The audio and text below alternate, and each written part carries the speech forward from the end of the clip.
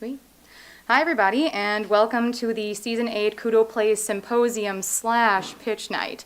Usually they're two different events, and because the Playful by Design Symposium and also general pandemic fatigue, we kind of decided to mash them together so that we didn't have to do two events. Also, we get to be here in the lovely Siebel Center for Design. I think it's gorgeous, and we're having some interesting time setting up events here, so hopefully be here in the future as well. I want to start off with a couple of announcements, and then I'll get into the schedule for today and start to intro our speakers. So some announcements. You're here today at the Playful by Design / Kudo Plays Symposium, and we'll have our pitch night later. The next events that we have coming up is Kudo Plays has its monthly game night on this coming Monday. That's October 18th at the Hyatt Place in downtown Champaign. Come to play test games that you've already made, or just play games that we're bringing. The theme for this game night is going to be spooky games. After that, the next thing coming up for Kudo Plays is our making workshop, which Chris is going to lead a workshop to show people how to use the laser cutter and a number of other things over at the Fab Lab to help you fabricate pieces for your game. That's going to be Saturday, October 23rd from 1 to 4. And then we also have a beer and board games at Cafe & Co. in Urbana after that, starting at 6, from 6 to 9. And that's where you can come join us to either play test your game or play games with us. Also, that weekend, October 23rd and 24th, is Tabletop Central, held by Andrew and Molly, who we have here. They have the logo on their masks. It looks great. On the 23rd, it's going to go from 8 a.m. to 8 p.m., and on the 24th, it's going from 8 a.m. to 6 p.m. And I know the location, but I forgot it. Molly, what's the location of that?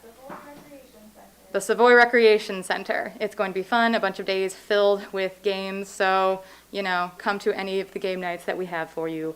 After that, the next big thing for Kudo Plays is going to be our playtest convention. This is kind of the halfway-ish point of the competition, and at this point, we would love for our competitors to have a paper prototype to play. We're still looking at venues, and I believe that we've just settled on having at the Champaign Public Library. And that's going to be Saturday, November 6th. Most likely starting at 1 p.m. Details are going to be coming out about that soon. There'll even be some posters that we might ask you, our community, to help us distribute, so thank you. Alrighty, so those are our announcements. Today's schedule, we're going to start off with our speaker series featuring a video from Jamie Stegmeyer of Stonemeyer Games, followed by Mark Kiplinger, who owns Titan Games, who's going to tell us a little bit about the board game industry, and then Mark and Chris and Ann Lukeman, who are going to go over what they've learned during the pandemic as they've owned an escape room business and how they transitioned to online and what lessons that they've learned. After that, we are going to have our past Kudo Plays participants veterans panel.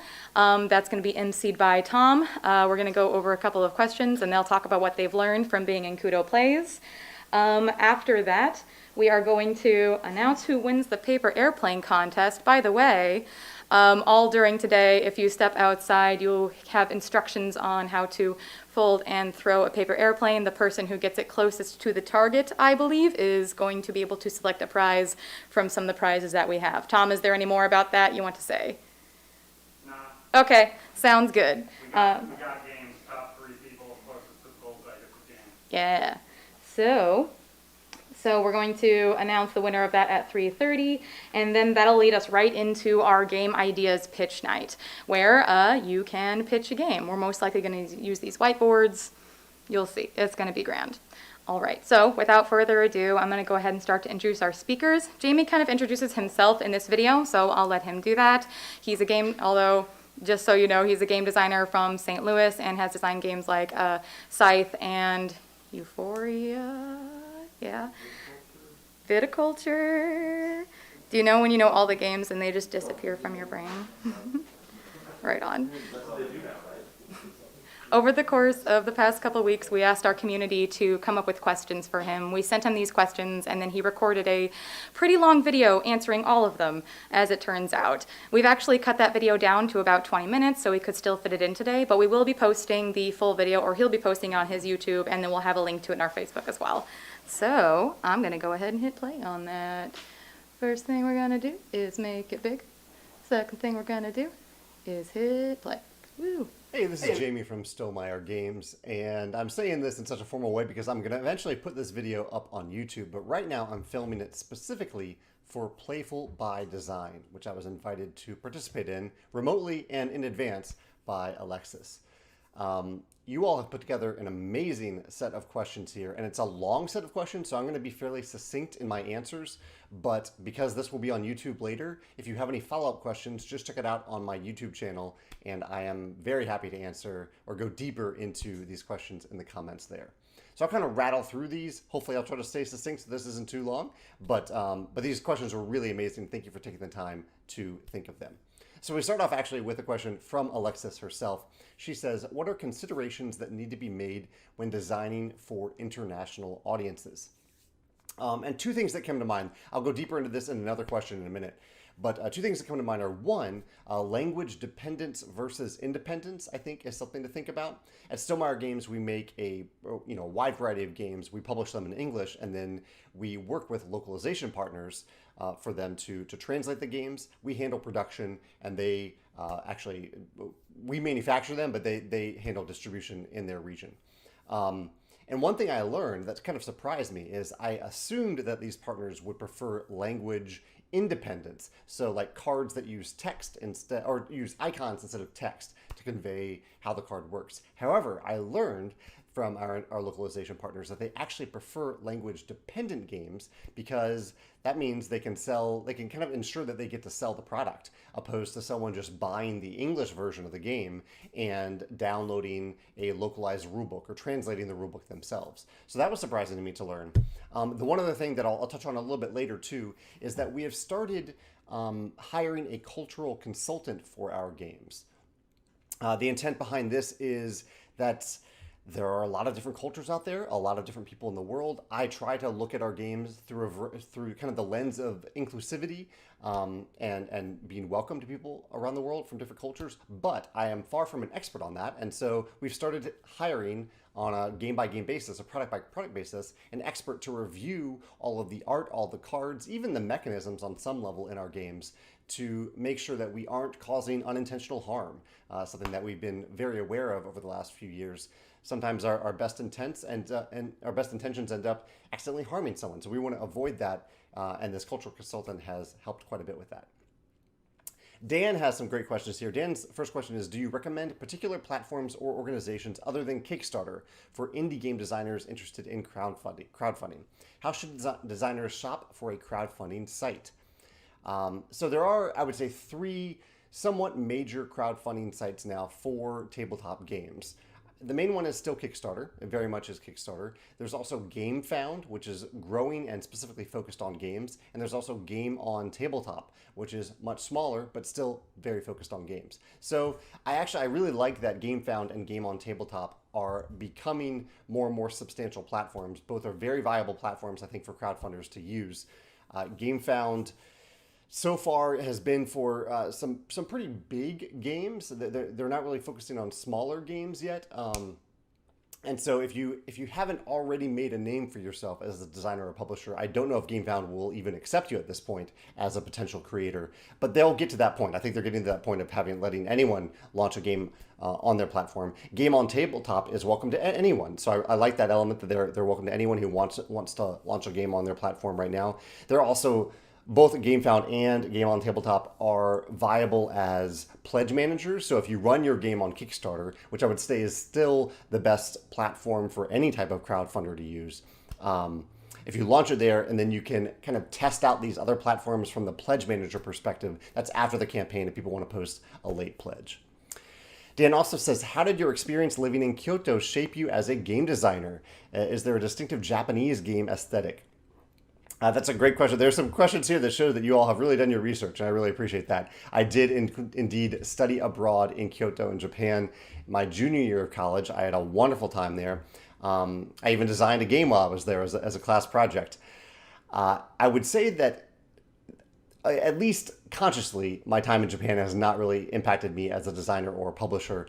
I had many great experiences there, but I don't know if they have really impacted me, with two small exceptions. One being that my first game that I designed before viticulture that didn't end up working out was, I think, called Kyoto, and it was based on a geisha in Kyoto, and essentially I don't even remember the mechanism at this point. I think it was a worker placement game, but it didn't work out, and so I ended up designing viticulture instead. I often forget about that. And also, I developed a friendship in Japan with someone who coincidentally would end up being a game designer and publisher, and now is a great friend in the industry. His name is Eduardo Barath. He runs Pencil First Games. So almost entirely detached from my exact experience in Japan came a great friendship, and so we talk now and then as publishers to learn from each other.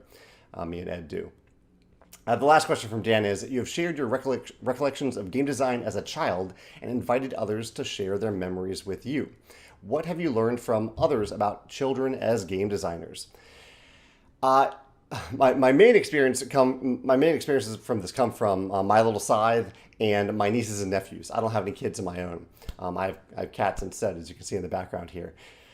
The main thing that came to mind when I saw this question, Dan, is that what I learned as a kid designing games and what I've heard from other parents whose children are trying to design games is that it's really helpful to find a game that the child enjoys and then have them make their own version of it, but make sure that it's not identical to it. For example, on a very recent radio call-in show, we had a really neat call from a 10-year-old who called into the show. I think his father or mother was helping him out with the call, but he called into the show to say that he was designing a game based on Star Realms, but he was changing up a few different things. I think he was using an ant theme, and he had a very small variation on Star Realms. And I think that's great, that he took a game that already existed. He wasn't starting from scratch. He took a game that existed, and he was iterating on it and learning from that iteration process. I think another thing a child could do is work on an expansion for a game they love. I think that's a great way to get started as a kid who's trying out their game design chops. Thank you, Dan, for your questions. On to Chris here. Chris says, how do you test the fun of a game when playtesting? When does it enter your testing, and are there times that it should not be considered? Yeah, two great questions there. I would say the first question is, I think about fun, kind of a gut instinct, whether or not I'm having fun, if I see other players having fun when we're doing local playtesting, when I'm a part of the playtest. Also, when I do blind playtesting, which is when I send out the files for our games to playtesters worldwide to learn the rules and print out and play the games with their friends without me there to supervise, I ask them to rank the game or rate the game from 1 to 10 in their playtest report. So I can see based on their feedback whether or not they had fun. Chris's other part of the question was, are there times where fun should not be considered? And while I think I pretty much always have fun in mind, because fun is the heart of what I want to get to with a game, I would say early on it's a little bit more about functionality. I'll often sit down with a game with my team here in St. Louis, and I'll say, okay, this playtest isn't really about anything other than seeing if these parts move. I need some other human bodies here at the table to make decisions to see if these things work, if it functions. So early on, it's a little bit more about that. And then later on, it almost becomes more about balance. So in the last stage of blind playtesting, I still am interested in the fun and the joy that players are having, but I really am more focused on the balance at that point in time. Chris also asked, have you made a game to teach an idea? I can't say I've really done that. I would say the closest I've come to that, and actually I'm not the designer of this game, I'm the developer of it, is Between Two Cities. Between Two Cities and Between Two Castles, I don't know if this was the intent in the design, but they really do teach communication skills quite well and partnership skills, because you have to work with two different players to build the cities or castles, depending on the game, to make them as good as possible, to score as many points as possible. So I think that's the closest game that came to mind for that particular question, Chris. Nathan has some questions. He says, what are some of your favorite games? I post a lot of top 10 lists, and I do top 10 lists about my favorite games twice a year. My most recent list had a few different games. It had Dune Imperium at the top of the list as my favorite game right now. And other games on that list also included The Quacks of Quedlinburg, Role Player, and Ra as some of my favorite games right now. Nathan asked, do I have a daily routine that helps me stay focused? I do have a daily schedule, essentially. I get up around 7 o'clock in the morning. I work from home, and so almost immediately I am working. Around 7:15, I start working. I work up until lunch. I take an intentional lunch break, and then I work from lunch until dinner. And then after dinner, I come back to work and usually have some creative time. Usually, if I haven't had design time during the day, I try to reserve an hour or so in the evening to have some design time. So it's usually around a 10 to 12 hour workday broken up by meals. I would say I have more of a weekly pattern in that on Monday, based on media really that I'm creating. On Monday, I have a blog post for Stonemaier Games. On Thursday, I have a blog post for Stonemaier Games. On Tuesday, I film a bunch of videos. I film game design videos and top 10 list style videos, usually between 1 and 3 videos, depending on what I played that week. Wednesday, I have my Facebook Live session in the morning. And Friday, I give myself a media break and usually often have a little bit more time for game design on Fridays. And Saturday and Sundays, I intentionally don't do any interviews and things like that. I just don't do that on the weekends. During the week, if at most, I'll do 1 interview or podcast appearance, that type of thing per day. And then weekends, I take a break from that and oftentimes focus more on game design and development on the weekends. Nathan also says, would you say that you invest in ideas or people more? And I would revise the question a little bit. I don't invest, I think, in ideas at all. I'm really not that interested in ideas all that much at all. I'm interested in execution and I'm interested in people. So absolutely, when I hired Joe and Alex to work for Stonemaier Games, I invested in them because I trusted them and I believed they could do great things for Stonemaier Games. So I invested in them as people. And for designers who submit ideas or games to us, specifically not ideas, I'm interested in what they've created. I'm interested in the execution. If someone comes to me with an idea that is, I would say, almost literally worthless to me. I think it's great that people have ideas. I have ideas myself, but it only matters when I actually execute on those ideas. Nathan also says, do you have any advice for making a game stand out? It's kind of a two-pronged advice here. It's really, for me, all about the hook. What is the hook of the game? What is the mechanical hook? And it's on different levels. What's the mechanical hook? What's different about it from other games in terms of the mechanisms? What's the thematic hook? What about the theme is a twist on what's already out there? What is a component hook? What's a special component that's in the game that I haven't seen in other games, or at least will stand out and have great table presence in the game? Those are maybe the top 3. And to understand what those hooks are, I think you also need to know a lot about the game design industry. You need to know what games are already out there. Whether or not you've actually played those games or just researched them from blogs and podcasts and YouTube channels. You can get your information in different ways. But I think knowing what's out there helps you find what could be a hook in your game that isn't already in another game. A couple more questions from Nathan. Actually, this question was asked by Nathan, Dan, Jamie, and Ahu. What is your design or creative process? I'll give it to you really quickly. There's also a video on my YouTube channel about the 10 steps to design a game. But it often starts with an idea. Then when I brainstorm that idea, whether that idea is based on the mechanisms or a mechanical idea or a thematic idea, on pencil and paper brainstorming, I am meshing together the themes that meet the mechanical idea that I have or mechanisms that meet the thematic idea that I have.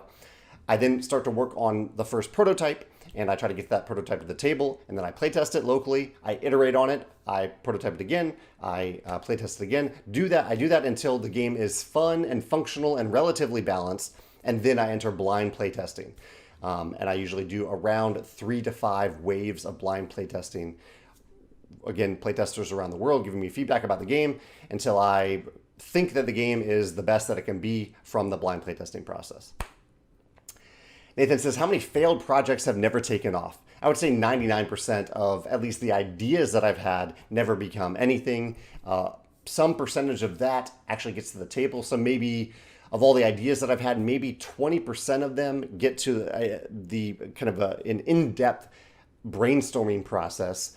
Maybe a few of those games actually get to the first prototype. And then of those first prototypes, I put out 7 games at this point over the course of 9 years. So very few games that I actually go deep into end up making it to, or very few games that have an idea end up actually making it to the production process. Finally, Nathan says, what motivates me? I would say my initial answer was joy. Bringing joy to tabletops worldwide is the mission here at Stonemaier Games and is my mission every day. And I would also add inclusion to that because I think joy doesn't really matter if people don't feel included. And I think that extends to a lot of different elements of games, but inclusion in a variety of different aspects is very much a motivation for me. Tom says, what tips do you have for teaching a prototype game to new players? So my recommendation here is don't. So if people are playtesting your prototype with you, they are doing you a huge favor.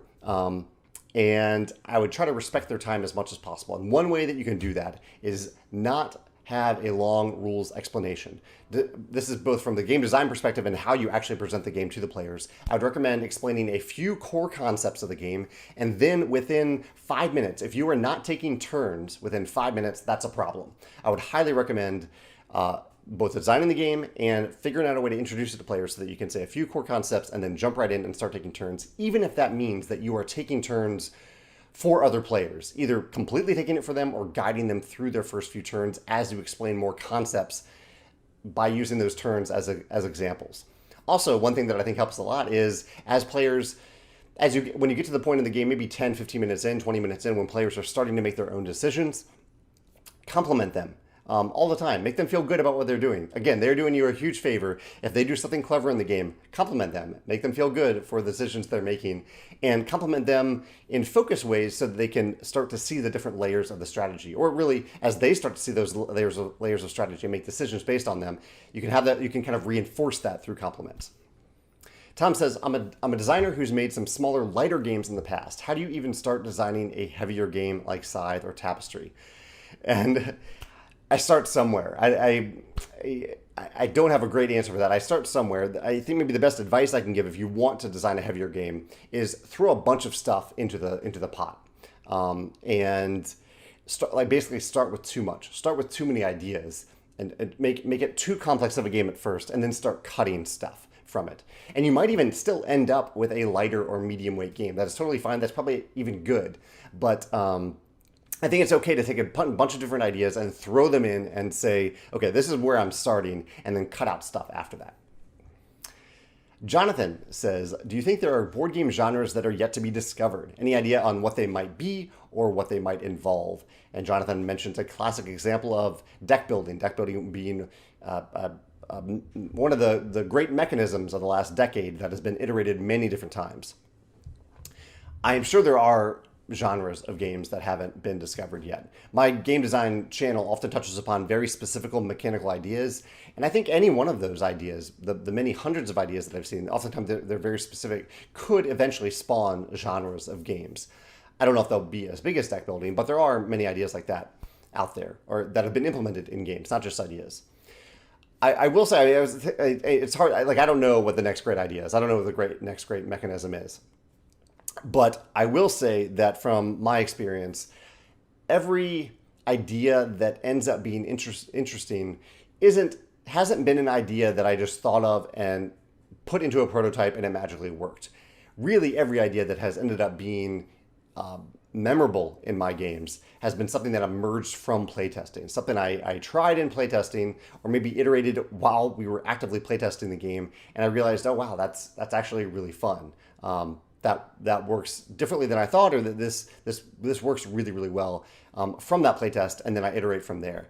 That's been the case pretty much for every clever mechanism that I've ever stumbled upon. It's come from playtesting, not from just my head and ended up magically in the game. Jonathan also says, what's your most common source of ideas? He says, I know with Red Rising, which I do have with me as an example. He says, I know with Red Rising, you mentioned that you liked the rummy mechanisms of Fantasy Realms. Is it often like that being inspired by a mechanism from a game you like?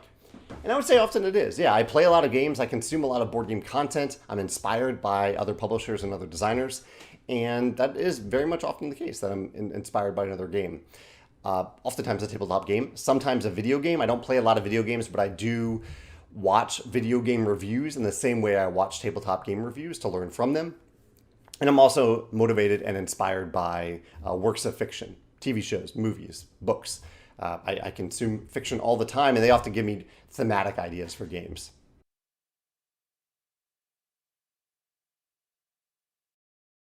Virtually thanking Jamie really quick, and also yourselves. Thank you.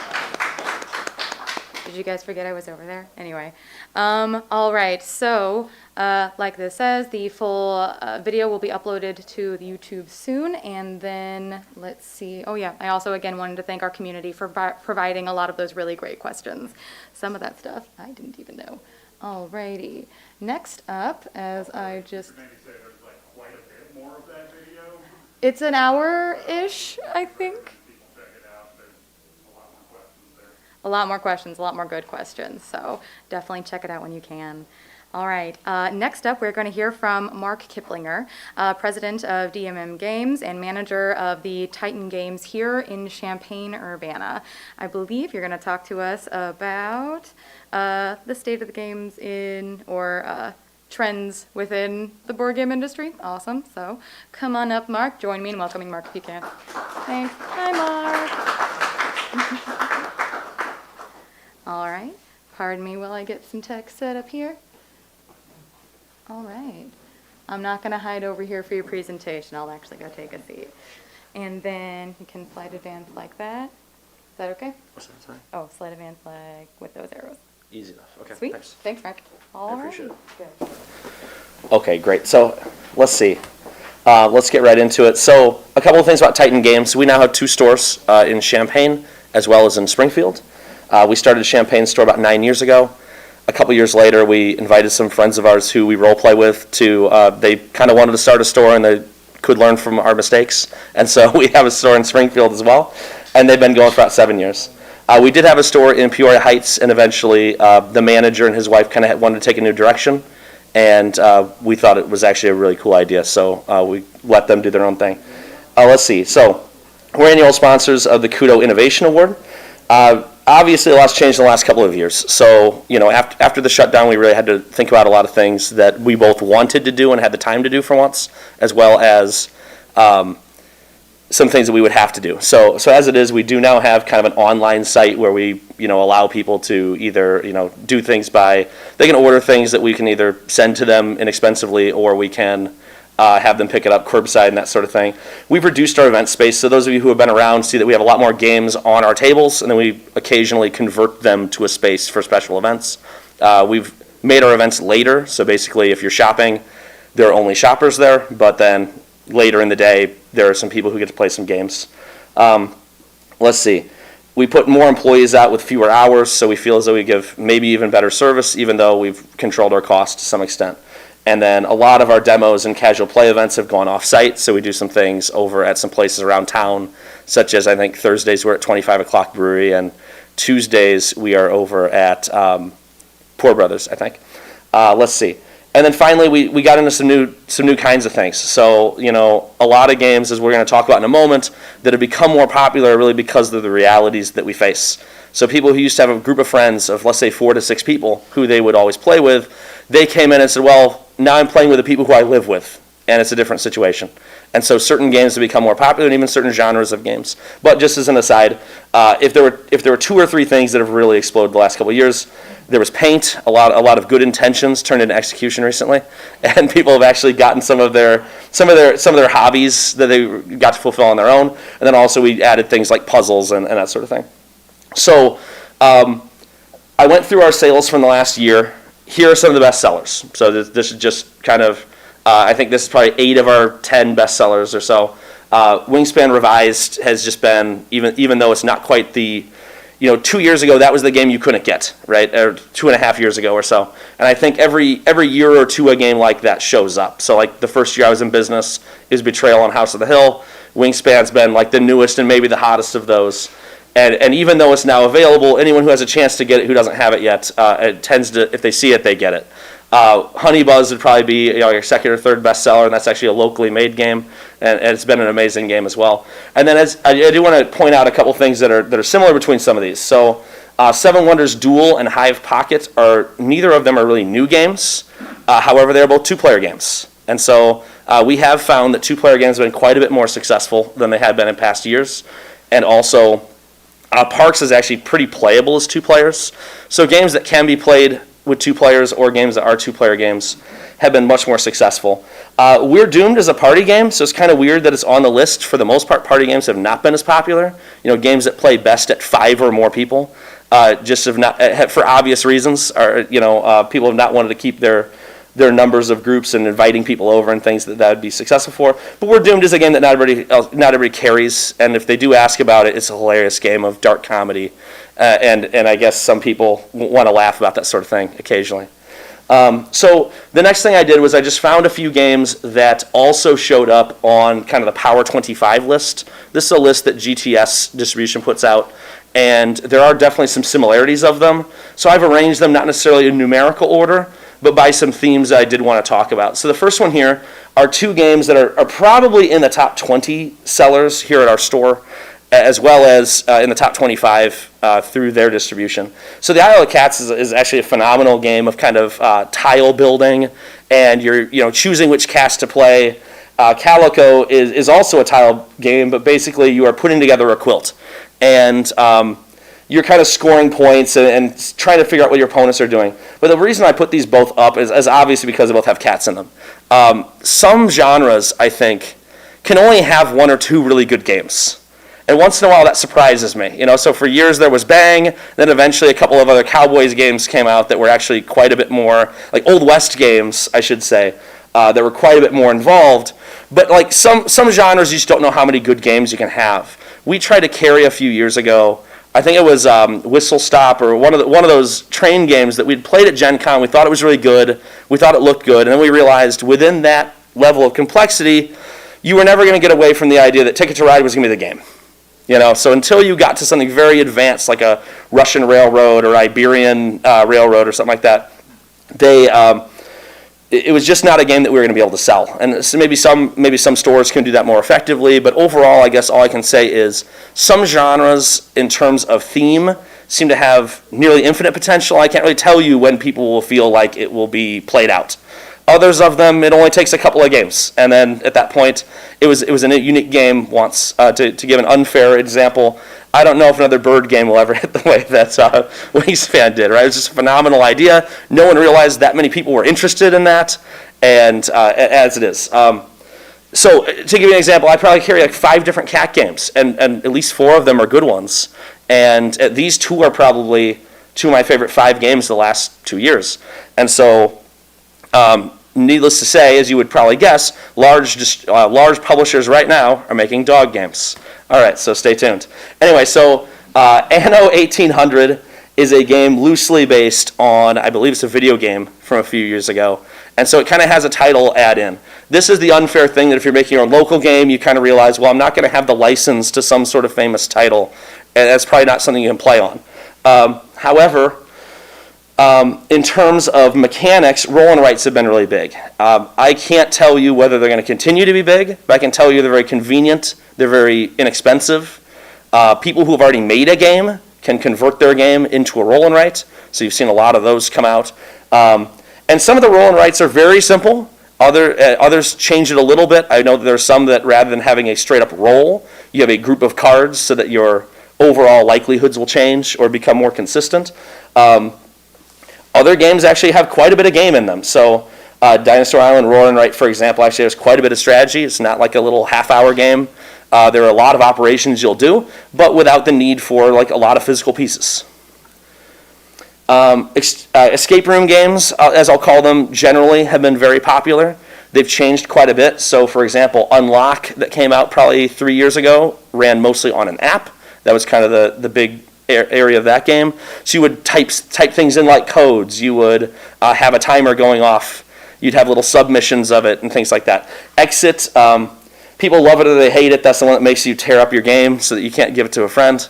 But as it is, a lot of people like the ciphers. They like the ability to problem solve. And I guess the thing that I really want to point out with these games would be you generally play them as a team. You play them with your friends. You play them with the people you live with. You play them with your group, and you win or lose together, but you just communicate with each other and brainstorm together, and you're not really competing with each other. And I think those have been very popular recently, especially if not everyone in your group is at the same gaming level. You can still play many of those. So the next one would be kind of these like expanding content games. So to me, I didn't put these on here both because they were like medieval games or fantasy games. I put them on there because they have a lot of content. They have games that you'll play it once, you'll unlock new content, or you'll have a lot of scenarios. So Gloom Jaws of the Lion, of course, is a standalone expansion to Gloomhaven. Gloomhaven, of course, had months and months of content if you played it consistently. Gloomhaven Jaws of the Lion has maybe 25 or so different groups. It's a little less in terms of The box materials aren't as expensive, but that's why someone could jump in and make it affordable. But the main idea would be, even with Jaws the Lion, you could play that every week for months and still have something to play. Similarly, the King's Dilemma opens up new votes and new ways. So there are cards you'll open up, and you have many, many games worth of content, not knowing what's going to happen next. So finally, there are a couple of others here that I did want to go back to animals. So Cascadia, many people who have played a lot of games recently have mentioned, oh, it's a little bit like Calico. You're kind of grouping things together where the tile's proximity is going to lead to points and synergies and things like that. But at the end of the day, I think the common vein there is that games with animals look good if you get some good art for them, as well as it's not really a genre. It's not really a theme that will ever expire. You can probably find something else to do. Cora is an interesting one because it's a more complex game than Yellow Publishing usually makes. And I did want to point this out just because of a trend that I've noticed where there are two groups in particular that really stood out at the trade day at Gen Con this last year. Yellow has created an advanced division. So now you can expect these games that will be more 90 minutes, or something along those lines, rather than the kind of 30-minute light play, $25 to $40 game that they're used to putting out. Similarly, I went to a presentation by Capstone, who historically has done some of those heavier games, 90 minutes to even 3 hours at times, lots of pieces, Euros and other strategic games, and they now have a family division, a group of games where they are running no more than 60 minutes, probably 30 to 45. A lot of them that have more of a 10-year-old limit in terms of the youngest they'd recommend playing, rather than say like a 14 plus or something like that. So we're kind of seeing publishers try to reach out to more groups. Let's see. So I put down Fire Tower. This is not a bestseller in terms of nationally, but these are a couple of games that we're carrying now. Fire Tower is kind of on the way, and Burger Brothers has been one of our bestsellers for a few years now. I put these down because they're not really large publishers. We can't get them from distributors. We have called these groups independently, and they send direct to us. So how did we find Fire Tower? We found it at Gen Con. One of our managers sat down and played it. He thought it was great and said, I think I can sell this game. I think people will really like it. Where basically there is a fire moving in all directions. You'll play two different roles. One is kind of this fire control group, and another is that you play as nature as you try to make things harder for your opponents. So it is a competitive game in which you try to control things the best you can, and you're part of the board. And it's an interesting looking game as well. I'd recommend you check it out sometime online, but it's just one of those games where we just kind of noticed it because they were at a convention. The second one is Burger Bros. We actually heard about this game as a favor. We were going up to a convention a few years ago, and the owner of Red Raccoon Games said, what my secret is? Burger Bros. And we just didn't know what he meant, and he started talking about this game, and it's like this Ocean's 11 style, very fun cooperative game. It's really compact, but there's a lot of gameplay. It's really replayable, and it's been really consistent for us for years. Well, we have to go to Fowers Games to buy it, same as their game paperback, for example. We liked it so much we started carrying a lot of the other games they have. Now, these aren't tiny groups. Fowers Games, by now, it probably has a dozen games on their website. But even so, it kind of started with a couple of games for them. And it started with a couple of other things. They always use the same artist, and there's a group of people who follow that, and they really love that style and that aesthetic. So this is one of the ones we just picked up. This is Kabuto Sumo. It's a little different than anything else we carry. Basically, you push these little stones and rocks and things until, as you notice, a couple of those are the little bugs. These are bug sumo wrestlers. And it's kind of an interesting case of the art of the cards, the abilities in the mechanics, the fun of the gameplay as you're kind of competing with each other in kind of a new look. And so this is actually, I think, published by BoardGameTables.com, which is not something we really, I don't know how they got into that action, but the idea was, it was another one that we just kind of saw at a convention. This probably, I would say, was like one of the top 5 hot games at Gen Con this year. And then I also, to change gears a little bit, since I know a lot of people are here because they want to make a game, is I put up the back of the Azul game. The back of your game is really important. If I get a game that mostly just has narration and tells me a story on the back, I probably won't carry it again. it's really hard for my staff, if they haven't personally played the game, to sell a game that they can't explain. Now, when we explain a game or when we pitch a game, it's not the same as a playthrough. It's not the same as teaching someone how to play the entire game in the store. But we do need to let them know, and the person making the game has to let them know what they're in store for. Both what they're going to be getting in terms of a picture of the pieces and the board, as well as what they're going to be doing. Why is this game going to be any fun? The theme alone can't really capture it. So this is an old one, but I thought it would be kind of interesting if I have the time left. I'm kind of looking for a... Okay, perfect. So I remember that in 2017, around Gen Con time, I somehow got this AEG pitch day thing. I'm not sure which friend of mine sent it to me. But basically they said, we're going to give everybody a chance that wants to sign up to a 15-minute pitch period.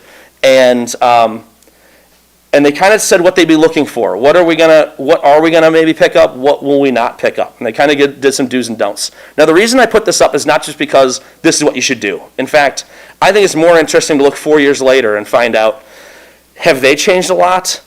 Were they right or were they wrong on some of these things, right? So admittedly, retail of $30 to $60, or a game that probably would take like $10 to $25 to make or something like that, is probably something that the majority of the games I carry in my store would be in that realm. Now there are going to be a few small ones, in a small display of some sort that are those inexpensive fast play games. There's always a home for those, and maybe even a shortage at times. But I'd say in one way they're dead wrong, which is it turns out that a few people will spend any amount of money for a game. Right, so between Gloomhaven, between the new Descent, which I can't tell you how many copies have sold, but the idea being, if the content is amazing, you'll buy a game instead of 4 games. I think could be said of many people. And so now that said, people expect a lot in that case, right? You either want a ton of additional content, you want to be able to play, you want to do your favorite game if you're going to spend that kind of money, right? But the idea being that a lot of groups have seen success by actually pushing that with additional content. Now, path to expansion is actually, in terms of marketability, a fairly good rule, which would be, is there anything you can do with this after you've finished it? Can you add new mechanics? Can you add a 5th player? Can you add something to it to continue to keep the game fresh and to bring more people in, maybe after a year and a half, after 2 years?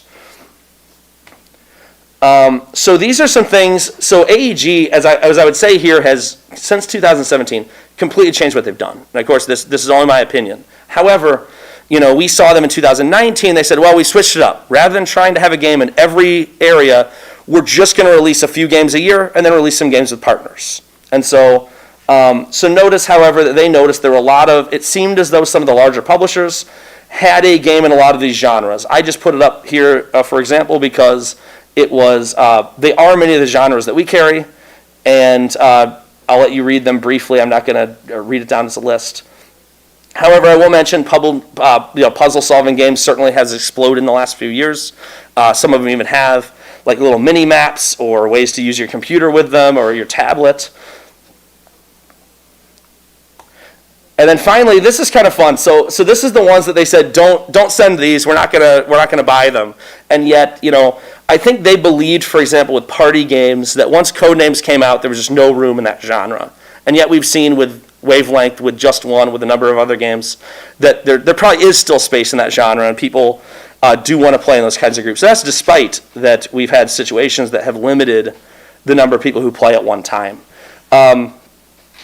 Some things I will mention is in terms of abstract games, you're always kind of behind the 8 ball when you're making an abstract game. So for example, we've actually had a couple people come in and say, well, I had this idea on a twist on chess. And all the time you kind of think, that game's probably not going to happen, unfortunately. A lot of games have been built between Onitama, the Duke, there's obviously the classics, chess, checkers, Go, etc., where simply like having a piece and its movement leading to some sort of either capture or promotion or something, it's going to be hard to make a very popular game that way, I think. Now, that said, 2-player competitive games, who knew that many of us would be, just playing with the person we live with, and so that was just kind of one that you could never guess, of course.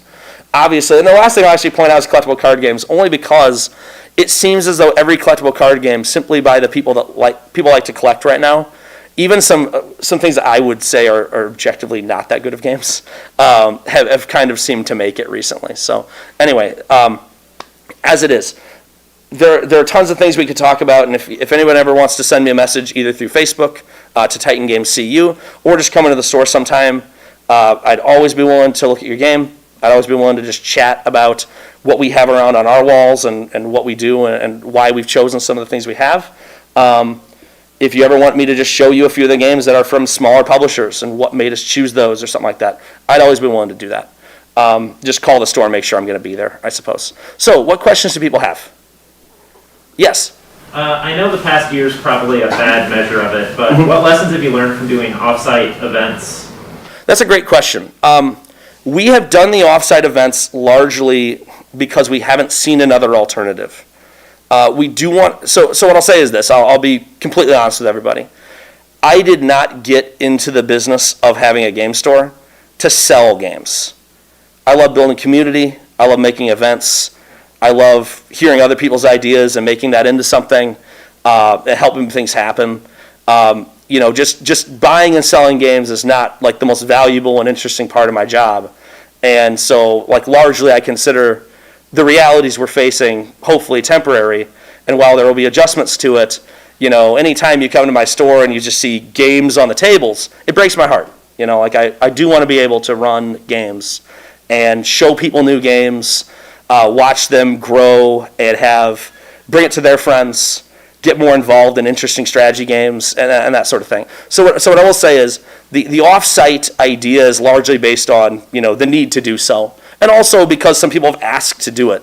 The last thing would simply be, in the direction we've gone, I've wanted to open up more in-store events, but I'm not going to do it when things are getting worse out there. And so over the past few months, as things have gotten more constricting, it's like I'm not going to send a message out there that we're going to keep pushing forward and putting our heads down and ignoring what's happening. So that said, we have had some success with it. One thing that we've really tried to do is we knew that if we did it in store, there's this belief that like I can come on my own and meet with some people and join in a table. And largely what we've tried to do offsite is the idea that you should bring a group that you're comfortable with, like you do at a restaurant, and your group can pick out a game, and we'd be happy to show you how to play. Does that answer your question at all, or do you want to follow up on that one? Okay. Are there other questions? Yes? Are publishers really making games about dogs right now, or was that a joke? AEG showed us a slide of a game that's called Dog Lover. It will be out in the spring.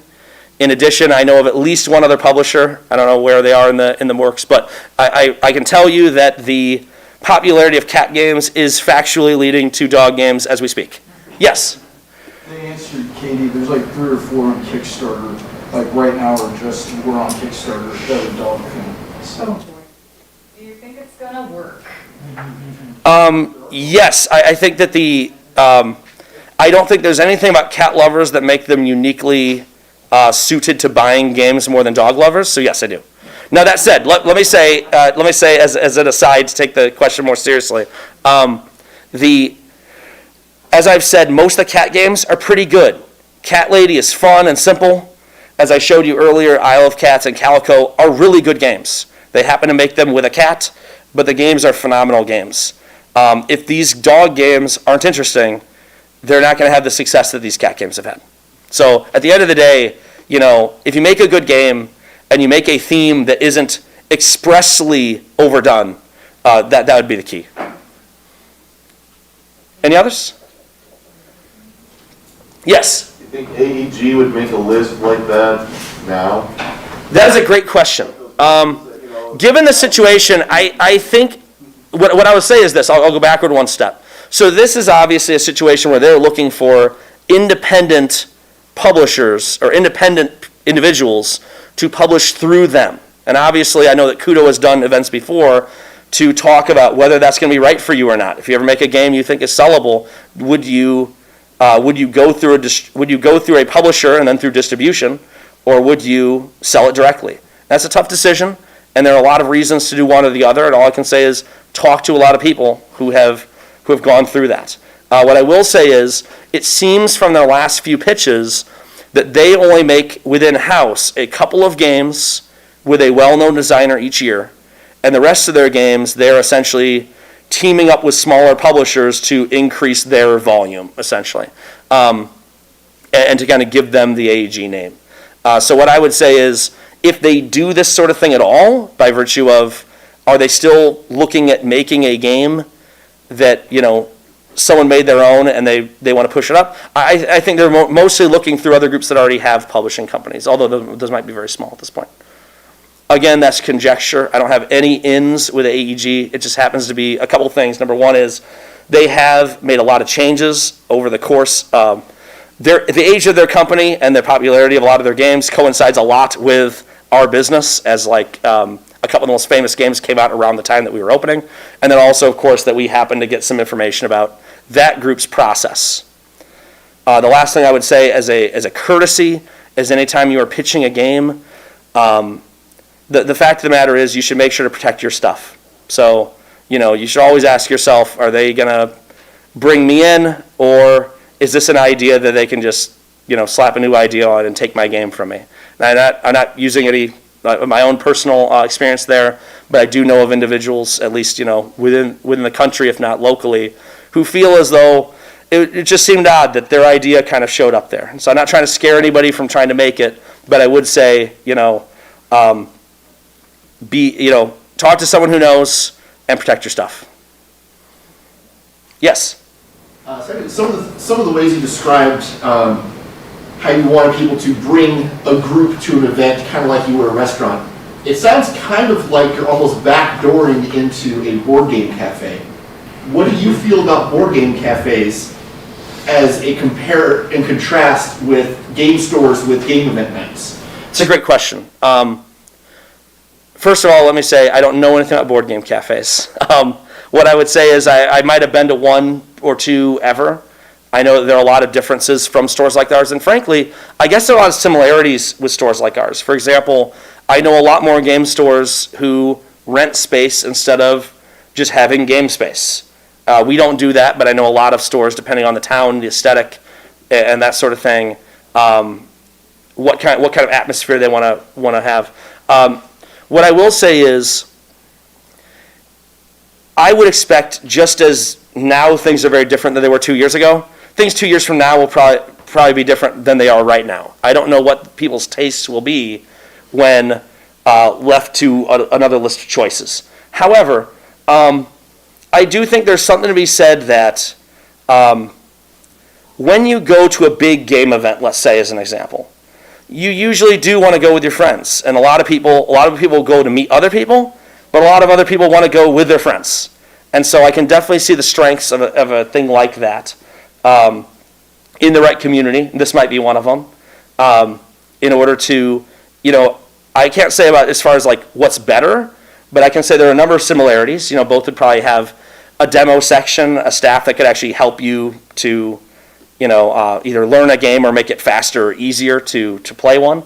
And then obviously, the difference though in terms of, classically at a game store coming in on your own and joining an event versus coming in a small group and having space, that's certainly something that I think the only thing preventing us from doing it is the norm, right, is what we would expect. But that said, I think that naturally by spacing and expectations, Board Game Cafe would make that a lot easier.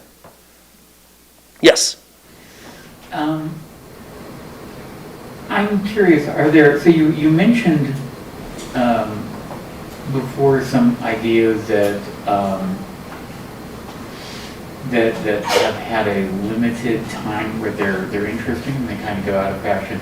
Are there any timeless themes or mechanics that you feel you just can't really go wrong with? Or does such a thing exist? That's a great question. So I'll use an example from the last video. So someone mentioned deck building games. If one were to ask me and just say, deck building games, you used to have a wall that was half full of deck building games. Where do you think they are right now? And I would say most of the deck building games that are being successfully produced right now are either expansions or licensed games. So if you haven't seen them yet, you're going to see Transformers, the deck building game from Renegade Games, G.I. Joe, the deck building game from Renegade Games. The best-selling deck building game right now is a standalone Marvel Legendary game, Annihilation, I believe. So notice, whereas for a while there, and Clank might have been the be-all, end-all of that, meaning like it was an independent game, so to speak. It was obviously not a small publisher, but it was a new game, it was a new concept. It has a ton of expansions to it. It will continue to have expansions. But that would be one where, like, 5 years ago, someone asked me, and it might be timeless, I don't know. But now, is it waning? I mean, by statistics alone, maybe. At the end of the day, I would say the weird thing is that some of the timeless mechanics, so for example, worker placement and things like that, on the other hand, they lead to a niche market. So like we once carried a lot of a certain Euro game and realized if this isn't the best Euro game ever of that genre, we ordered too many. We might only sell 3 of our favorite Euro game in a year, whereas we might sell, 20 some of a couple of the ones on the list there. So that kind of, I guess it almost seems as though like because of different, well, how would I say this? Because of a different audience, some of the games that might be more timeless also might be more of a slow burn. Whereas a lot of the very exciting games, you might have hit the right combination of things, but I don't know if others who went that same route would be as successful. Yes? I did step out briefly, so I apologize if you touched on something like this, but I had an experience where over the course of this last year, I played a game at a Kudo Play online event, and I liked this game, so I went to purchase it. But because of supply line issues for this relatively new game, it was actually a bit hard to get a hold of, and I had to chase it down a little bit.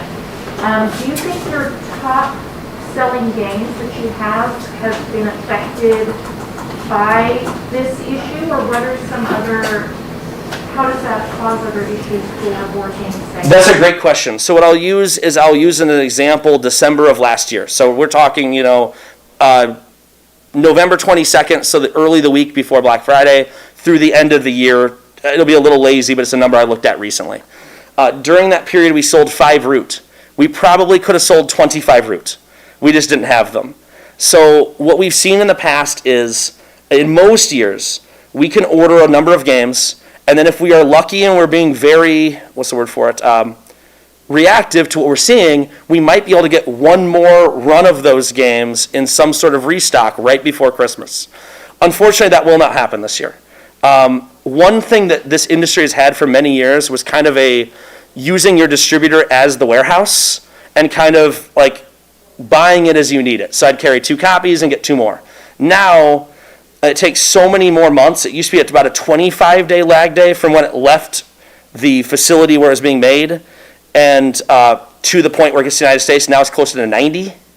And so largely, especially with Christmas products, we have been warned, if you don't have it, you might not have it. And so we're now having to carry the games up front. It's always a risk to carry higher inventories.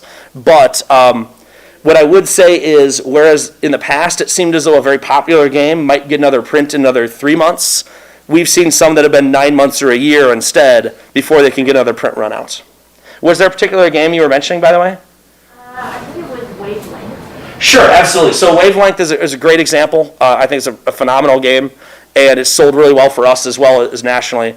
I believe they've had at least 4 print runs now in the, time's weird these days, probably 2.5 years that the game has been out, or 2 years that the game has been out. But that would be a great example of one where in past years, we would expect another run of it as it's running out in like 4 months. And now, the last time it took about 10 months for it to come out.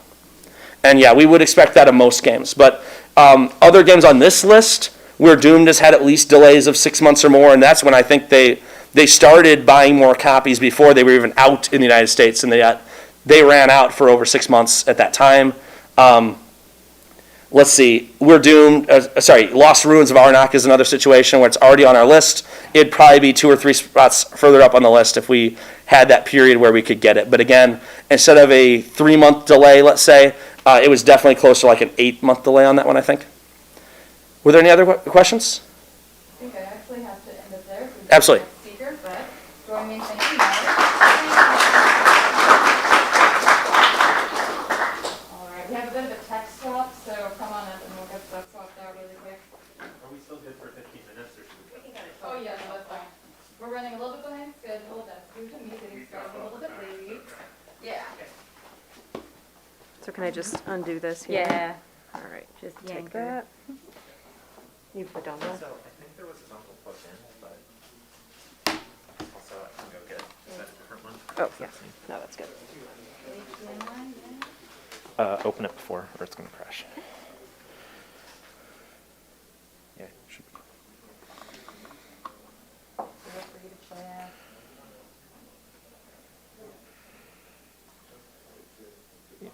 Is it up?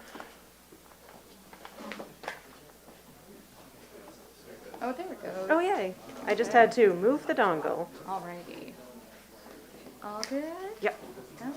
I'm just gonna do a quick intro.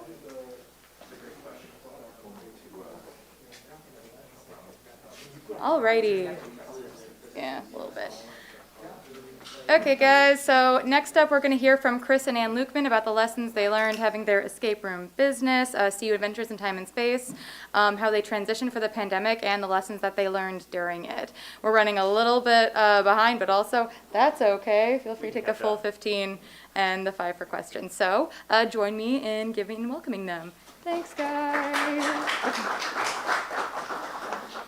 Here, Which side do you want? you use the computer. All right. Hi, folks. I'm Chris. I'm Ann. And we own Champaign-Urbana Adventures in Time and Space, the escape room in downtown Urbana. We've been open for about 6 years at this point. And instead of doing like in a general escape roomy design overview thing, we're going to talk a little bit about what we learned during the pandemic as we shifted and had some interesting success doing some at-home games. Yep. We're going to assume you all know what an escape room is at this point. Yeah, I think we're finally past it.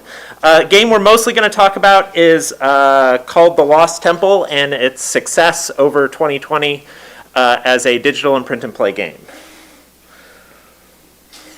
2020 was not good for anyone.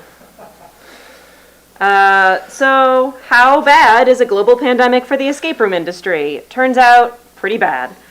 We went from, basically we had 20 people on staff between full-time and part-timers, and over the course of a weekend, we went from that to having no one be allowed in the building at all for several weeks.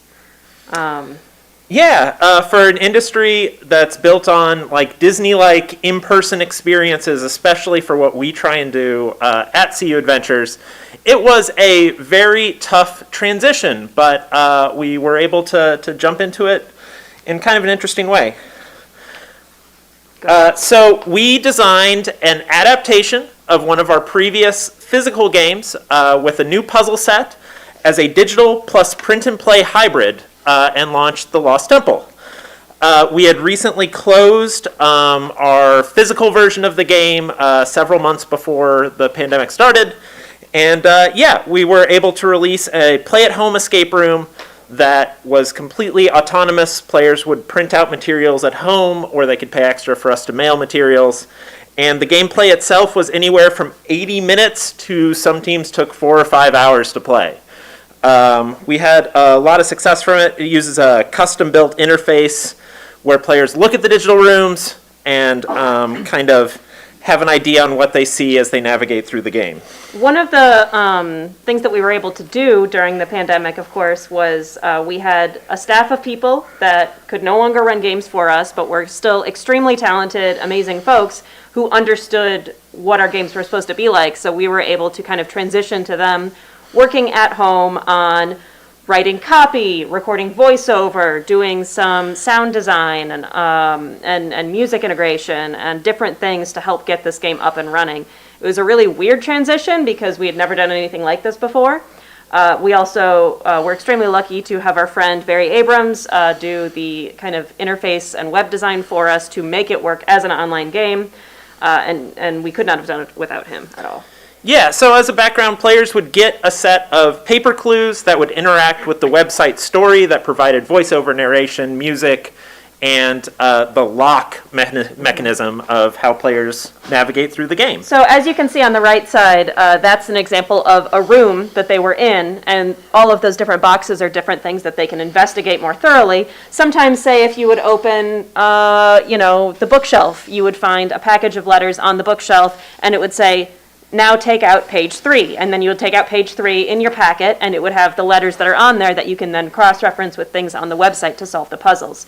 It gave it the ability to be a little bit more like a physical in-person escape room. The thing we didn't want to do was design a video game, because there are a lot of people out there that are doing escape room style video games that are great. That's not our core competency, and so we would just be making a bad video game. So we wanted to make it as physical as we could without having to mail out pieces. So allowing people to print the game at home, but forcing them through the website to look through their stack of papers to find things made it a much more physical and physically engaging experience.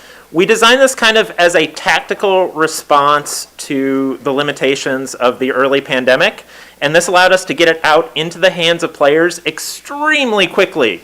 And that kind of fed into our success of having it be in the early generation of games that were responses to the pandemic, to the limitations of being stuck at home, to the audiences of players that were stuck at home.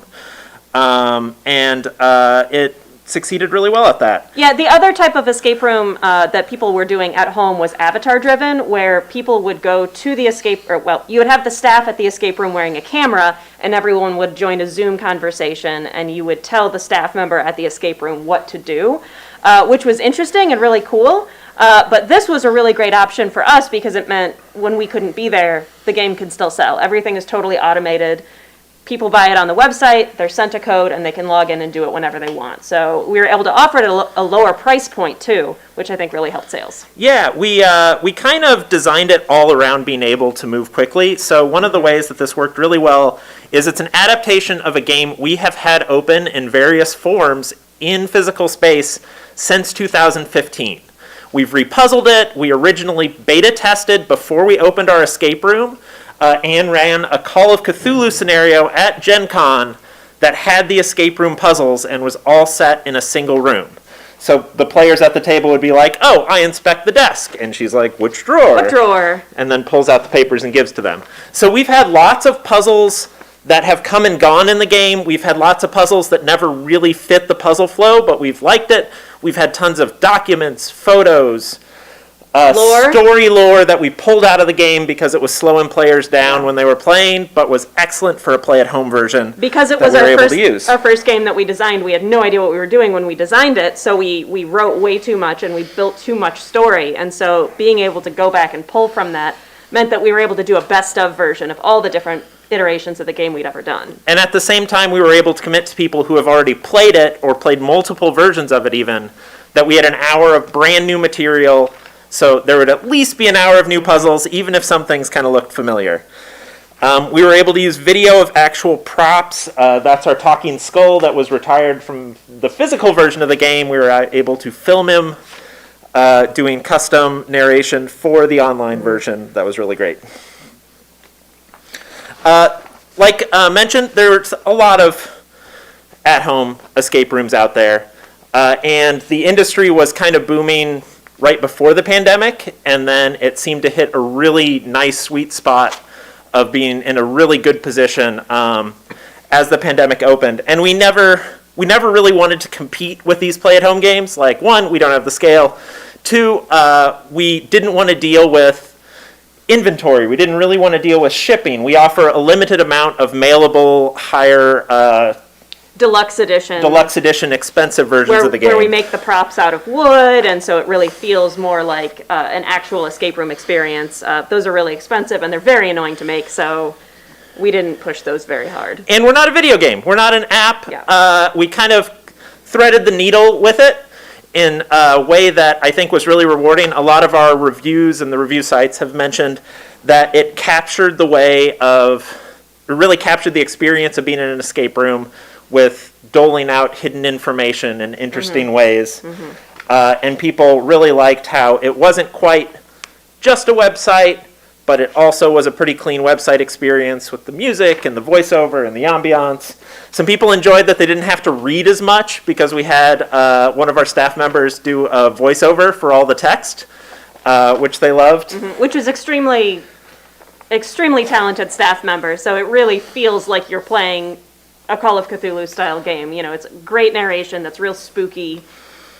Yeah, and we were able to do some escape room board gamey style puzzles that, at least at the time in early mid 2020, we hadn't seen before Yeah, in any of the take-home games. Despite the fact that it was print and play, we had, especially in this game, a lot of cutting and a lot of folding and a lot of kind of crafts work with it. So you weren't just looking at pages, you were actually interacting with physical objects that you then created and kind of change contextually based on what you do with them. And we sort of thoughtfully designed the puzzle flow so you would have a variety of experiences. It wasn't that you would do cutting for 20 minutes and doing physical puzzles all in one big chunk, and then do some more intense logic or observation or Yeah, we hidden tried information to- puzzles. Yeah, we did a pretty good balance too.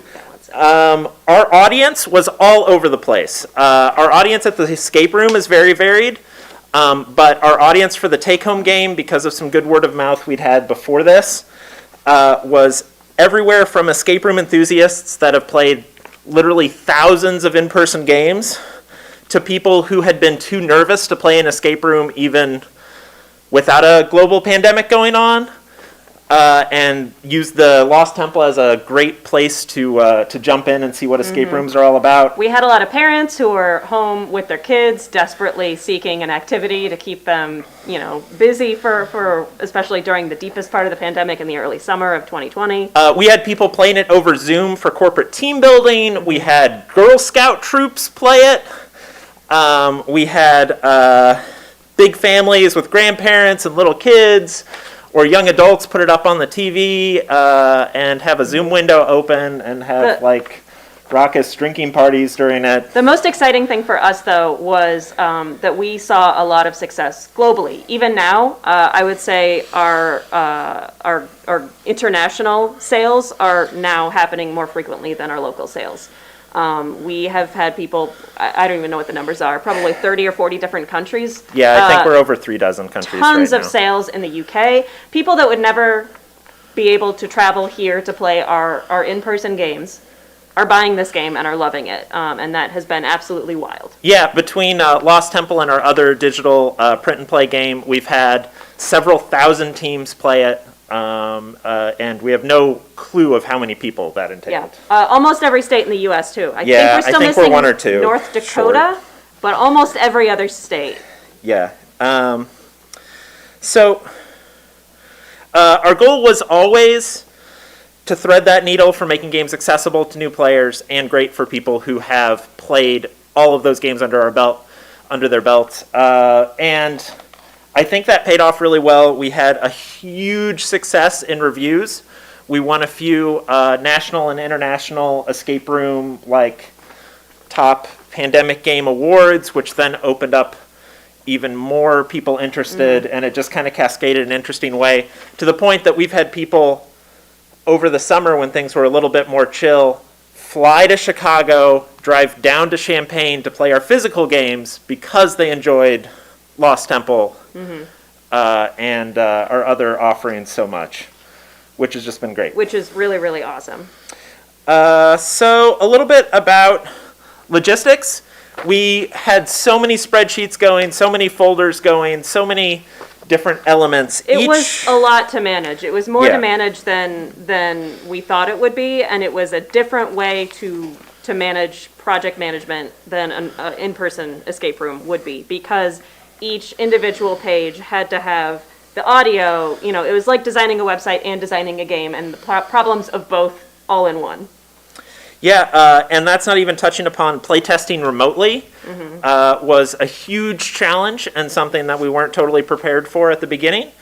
And it was very interesting. The one thing we've never done that we probably should do more is actually set in a Zoom window as people play, but... So unlike board games, as escape room designers, we've never had to do blind play tests, because part of the escape room experience is that you have a game master who's watching every game. So this was our first time doing blind play tests, and it was really stressful because we usually the feedback is nice at the end of the game, but we usually get most of our information based on what people are saying and observing people playing the game. So this was, it was a new challenge for us to play test for sure.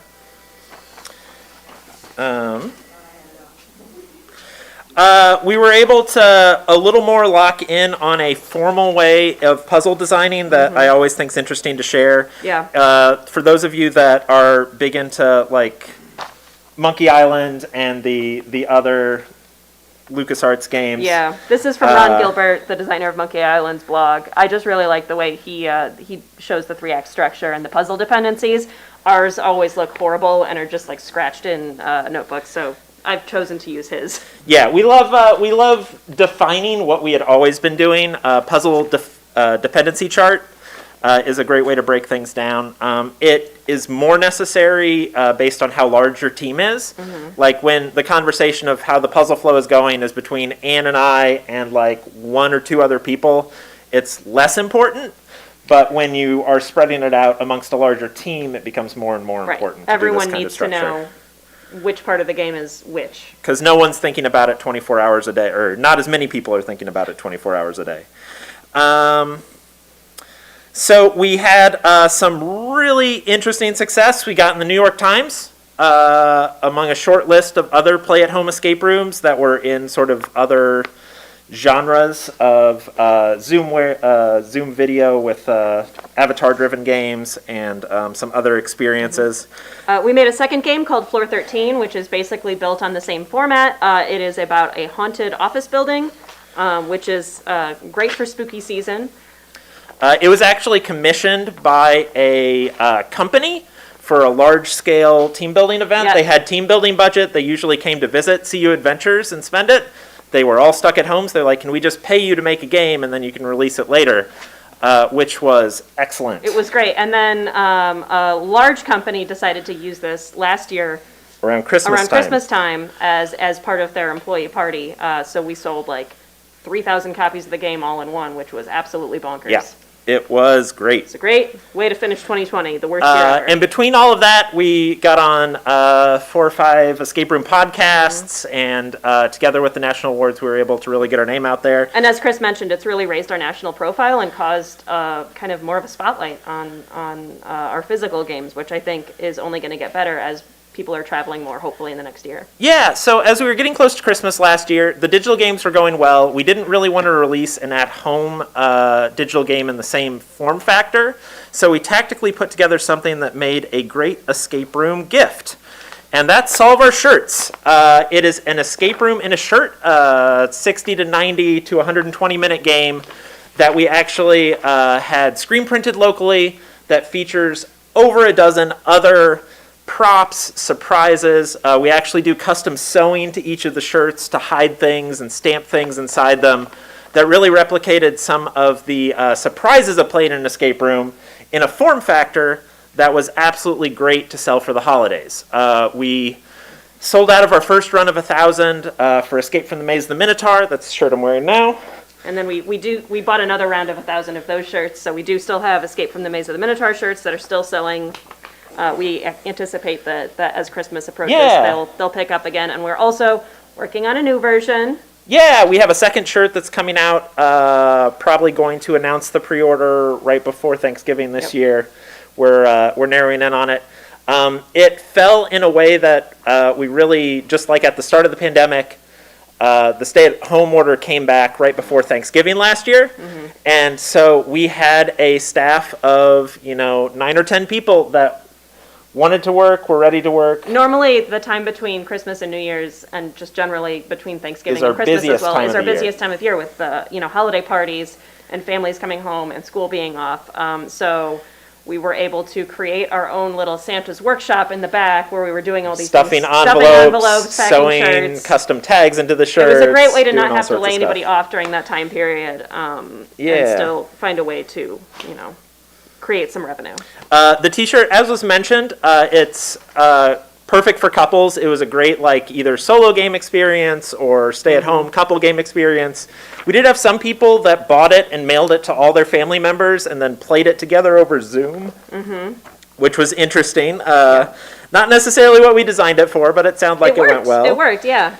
It's built around the idea of the t-shirt, so you do need a t-shirt. You do need the t-shirt to solve the puzzles. Nearly every single puzzle revolves to something on the t-shirt. So Yeah. it's kind of the centerpiece, the board of the game, as it were. And we were able to put surprises in such a way that it really stood out to reviewers, and we had a great Yeah. set of reviews, and are getting on Christmas lists for Yes. this year. And Yeah, stuff we like that. created a little too late last year to make it on some of the holiday gift guides, but I think we're gonna hit that this year, which should be great. Yeah. I think that's I it. think that's it. Yeah. Anybody have any questions? Thank you. I have to admit, this may be a stupid question because I honestly am not, and was not terribly familiar with escape rooms or that there were such a thing as at-home escape rooms. So I hopefully don't ask a really stupid question, but how has this experience in having to change the way that people experience escape rooms, how has this affected your view of what you wish to do in the future? Are you wanting to, and again, don't want to turn this into another lecture entirely, but did you like having to go out of your comfort zone, so to speak? Or is this something that, okay, we did this and we are doing this during the pandemic, but we're looking forward to going back to normal? Yeah, I mean, so the digital and at-home games certainly came out of desperation more than anything else. This is both of our full-time jobs, so the idea of no revenue coming in was very, very scary. Yeah, we have a very large building, 11,000 square feet, and rent didn't exactly stop on it. Yeah. So, I think we were excited to adapt, and I think the way that we did it very early, we figured out what worked and what didn't. I think we would not probably create another solely digital game. I love that they exist, and I love that they're out there, and that I don't have to do anything to make them work. Every day I get like $10 or so, and that's great. That is a great influx for the business where we don't have to do a lot of stuff to make it happen. I think the Solve Our shirts is fun because it's a great way to add some gift options to what we have, and I think we'll continue doing that as long as we have ideas for it. There's only so many things you can do to a t-shirt, so I think there's a limited Yeah, we're still surprising people, but gimmick. I'm not sure how long it was really neat to do some of the paper materials in escape rooms. We just can't do it. One, you don't want to doom a team to have to read when they only have an hour in the game for this experience. You do not want to doom them to have to go through pages of lore. No matter how interesting it is, it'll backfire so many times. Either a team will get really into it and it'll distract them, or a team will get stressed about it and ignore it. And neither of those are good options. So not having a time limit has been great. Yeah, and that was, I think, probably the biggest difference between our in-person games and the at-home games is when you're designing for something that has to be completed under an hour, because as a business, you have to have a time limit so you can get those people out and get new people in, versus at home, when you have as many versions of the game out there as you want, people can take as long as they want. Some people do a third of the game a night, and they'll just kind of slowly get through it. So designing with everyone reaching the end of the game was kind of different. I think it's been a great learning experience, and there's some lessons that we can take back to our in-person games, but our in-person games are based on spectacle, are based on really, complex set design, lighting design, very theatrical and narrative driven, and so that is definitely what we want to focus on. We're working on a spaceship game right now, and it's really exciting, and I'm very excited to In-person spaceship game. In-person, yeah. Yeah.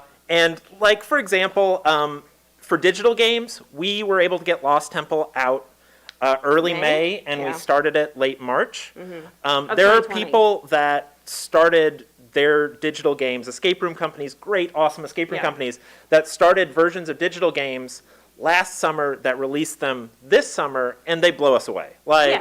There's no way to compete with some of the options that are out there right now, which is another reason why we've kind of not done a third digital plus print and play game.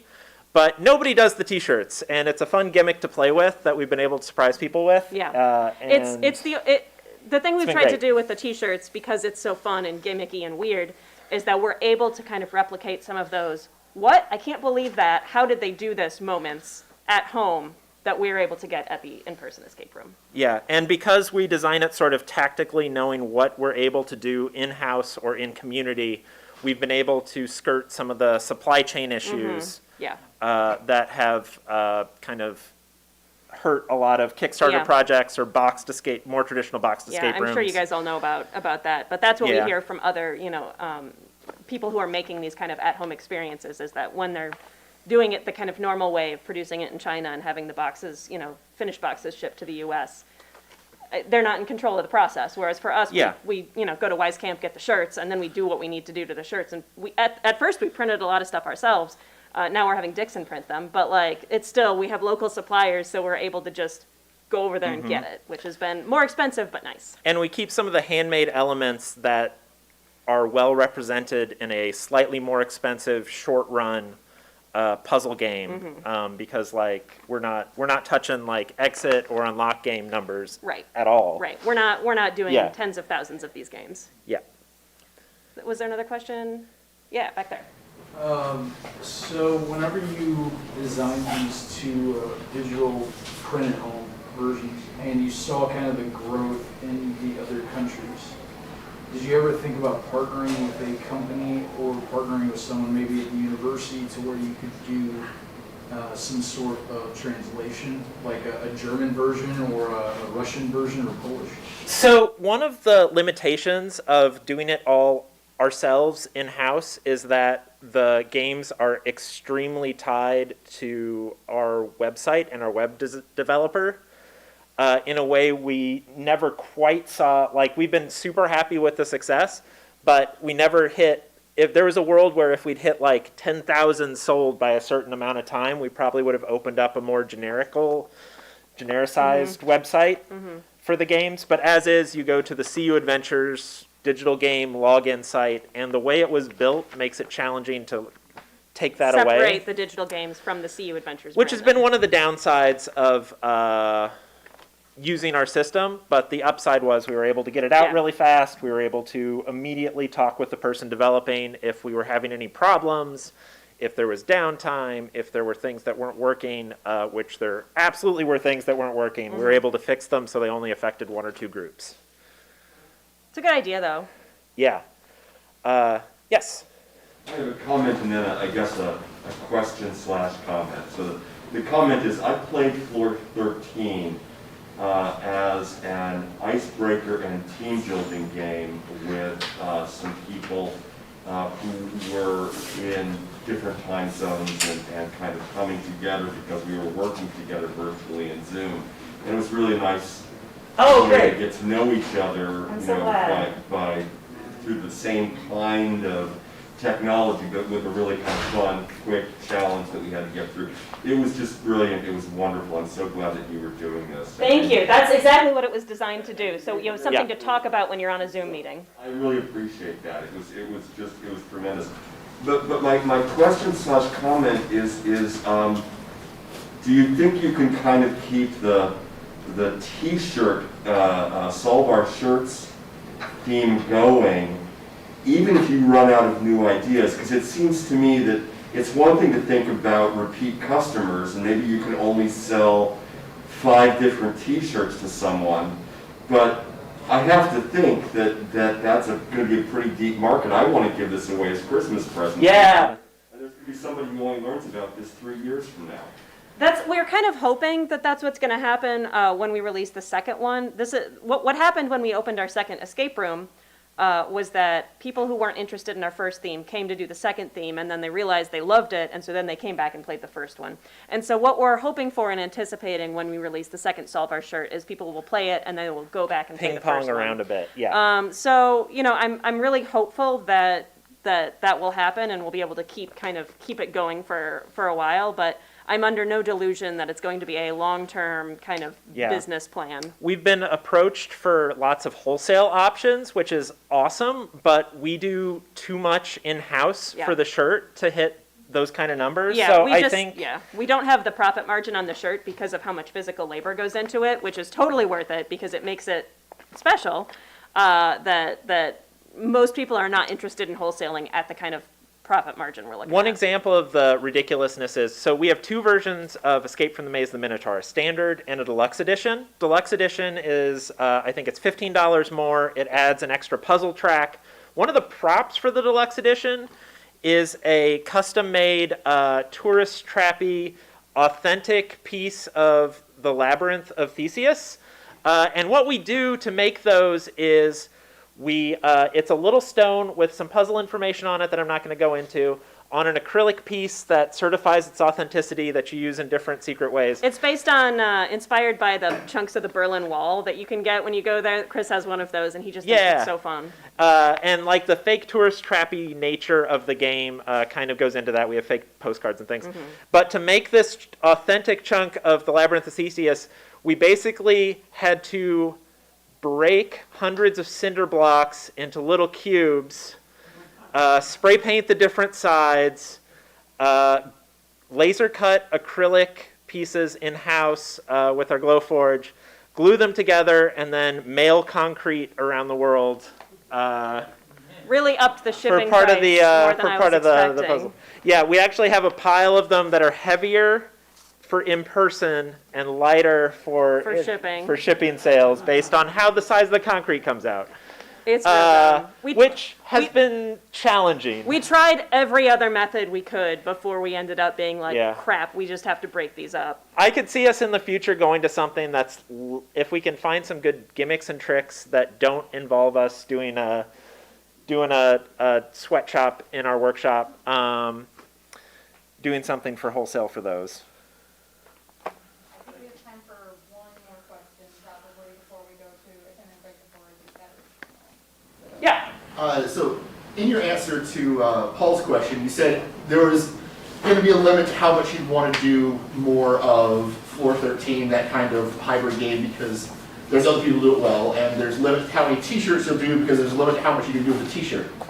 But did you enjoy and plan to continue the idea of having a side project every year or two, that even if there'll be different styles, different media, that do you want to have a side gig in the future, or no, just refocus on a series? I mean, the reason we got into this business was because it was intellectually and creatively interesting, and escape rooms are still the genre of game we enjoy making, but the specifics of it, it's still kind of the Wild West of what is an adventure game that you play. I think there's a lot of different areas of immersive entertainment that we are interested in working on, and I think that we will have new and exciting stuff in 2022 that will be very cool. Yeah, 2022. That's what I said. Also. 2022. Yeah. I have to think about what year it was. No, I mean, we like using CU Adventures as an umbrella for weird, interesting activities. Hopefully we'll be able to take more risks for in-person activities in the future. Yeah. As long as it seems like the climate's agreeing. We got some cool secret plans. Yeah. Everyone, go ahead and join me in thanking. Thank you. Alrighty, so we're like 10-ish minutes behind. Again, totally my fault for getting us started late. What's going to happen now is we're actually going to have a 10-minute break, and then we are going to come back at 2:50 for the veterans panel. So the people who have participated in Kudo Plays before are going to be sitting up here, and Tom is going to ask them a bunch of fun questions, and you guys will be able to ask them questions about their experience as well. So in this 10 minutes, feel free to head back there to get a drink or some of our chips, and then also to make paper airplanes and throw them at a target if you'd like. Tom, do you have anything else in that realm you want to talk about? Yeah, some people not affiliated with us have a head start on the paper airplane designs, so Get those out there and try and get that. Get those games. Alrighty, But then so, come right back because we're doing it now. and thank you everyone for coming to our speaker series. We'll see you at the panel in 10 minutes, so thanks. All right. Thanks, Chris.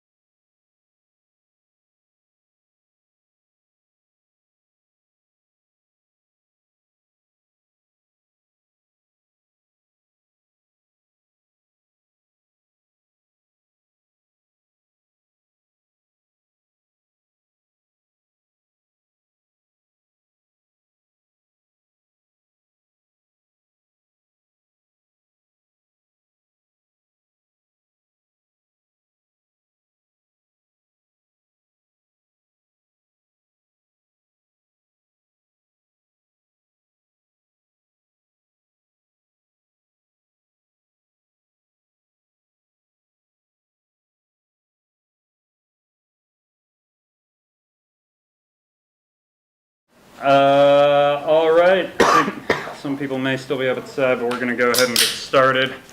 Hello, I'm Tom. I'm part of the Kudo Plays committee, and I'll be running this panel of some of our past competitors. I think a few of the people here have been through Kudo Plays multiple times, and we got one person who's been through just once before, so I think they'll have different advice. I'm going to open things up with some introductions and then do a few primer questions, and then we'll open it up to the audience. So today we have Zach Keddish, who's been done Kudo Plays several times. 4 times. 5-ish. It's tough to count. Michael Kalmbach, who's done it a few times as well. Maya Gouliard, who just once, but has known us for several years as well. Been around. And then John Miguel, who is a student still, and joined us for our season 7 back in 2019, and seems excited to be involved again. So, if we could, I just wanted to maybe go down the line, and if you could say a little bit about the game or games you've made in the past, so that people have kind of a primer on what you're talking about when you give answers specific to your games. So starting with John. In the 2019 season, I made a game called Hero High with a team of 4 people. It was a pretty standard worker placement game, fairly entry level. We modeled a lot of the complexity stuff off of Lords of Waterdeep. That was the comparison we always made. So yeah. Great. I built a game. I worked for years as a server, and every night it would be busy, and I love gaming. I've been a gamer my whole life.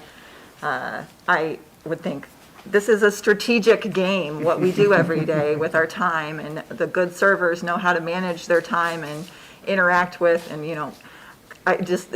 my whole world started turning into a game as I worked, and so I built a game called Top Tips. It is a server-based game, and you are a character, and you interact with customers, cards that will just throw loops at you, and you have certain amount of time, and what you do with that time frame leads you to do well with your tips or not. So it could work as a team game, as a cooperative game where everybody tries to work together to make tips, because a lot of servers work as teams, and then pool tips, or you work against each other and try and make the most tips for the night. Awesome. Mike? Okay. So we did 2 years of Kudo Plays, my partner and I. First one was called Factory Fortunes. It was a card game that was based around building an assembly line and then running it, kind of a mashup of worker placement and deck building. And then the other game we did was called The Forked Road, which was sort of more of a narrative kind of storytelling game. You just presented with questions and a series of possible answers, and you pick one, and it impacts your stats in some way until someone wins. Oh, okay. And then I participated in 2015. My first game was like a very abstract dream game where you would build your own dreamscapes, but you can jump from yours to other people's and attack theirs, and there's a lot of craziness, and it won awards, so it was good. And then 2016 I made something much simpler where it was more just dominoes, but with the art of Max Escher with the impossible triangles and whatnot geometry. That was much easier. And then 2017 I made a kind of a Risk game, but you moved your armies indirectly, they would follow your tribal gods around the map, and the map itself would change from water to land to impassable mountain, and that was all craziness. And then what did I do? 2018 was a more strictly abstract game where it was kind of 3 grids that were each actually a view of a cube, and you would have to move 2 pieces at the same time, and that would kind of represent it moving in 3D space. That's as much as I'm going to get into. Perfect, great. Okay, first question here is one that always comes up, and we'll probably get deeper into your answers later, but if you could only give one piece of advice to some brand new person starting the Kudo Plays competition, what would that piece of advice be? Starting with John.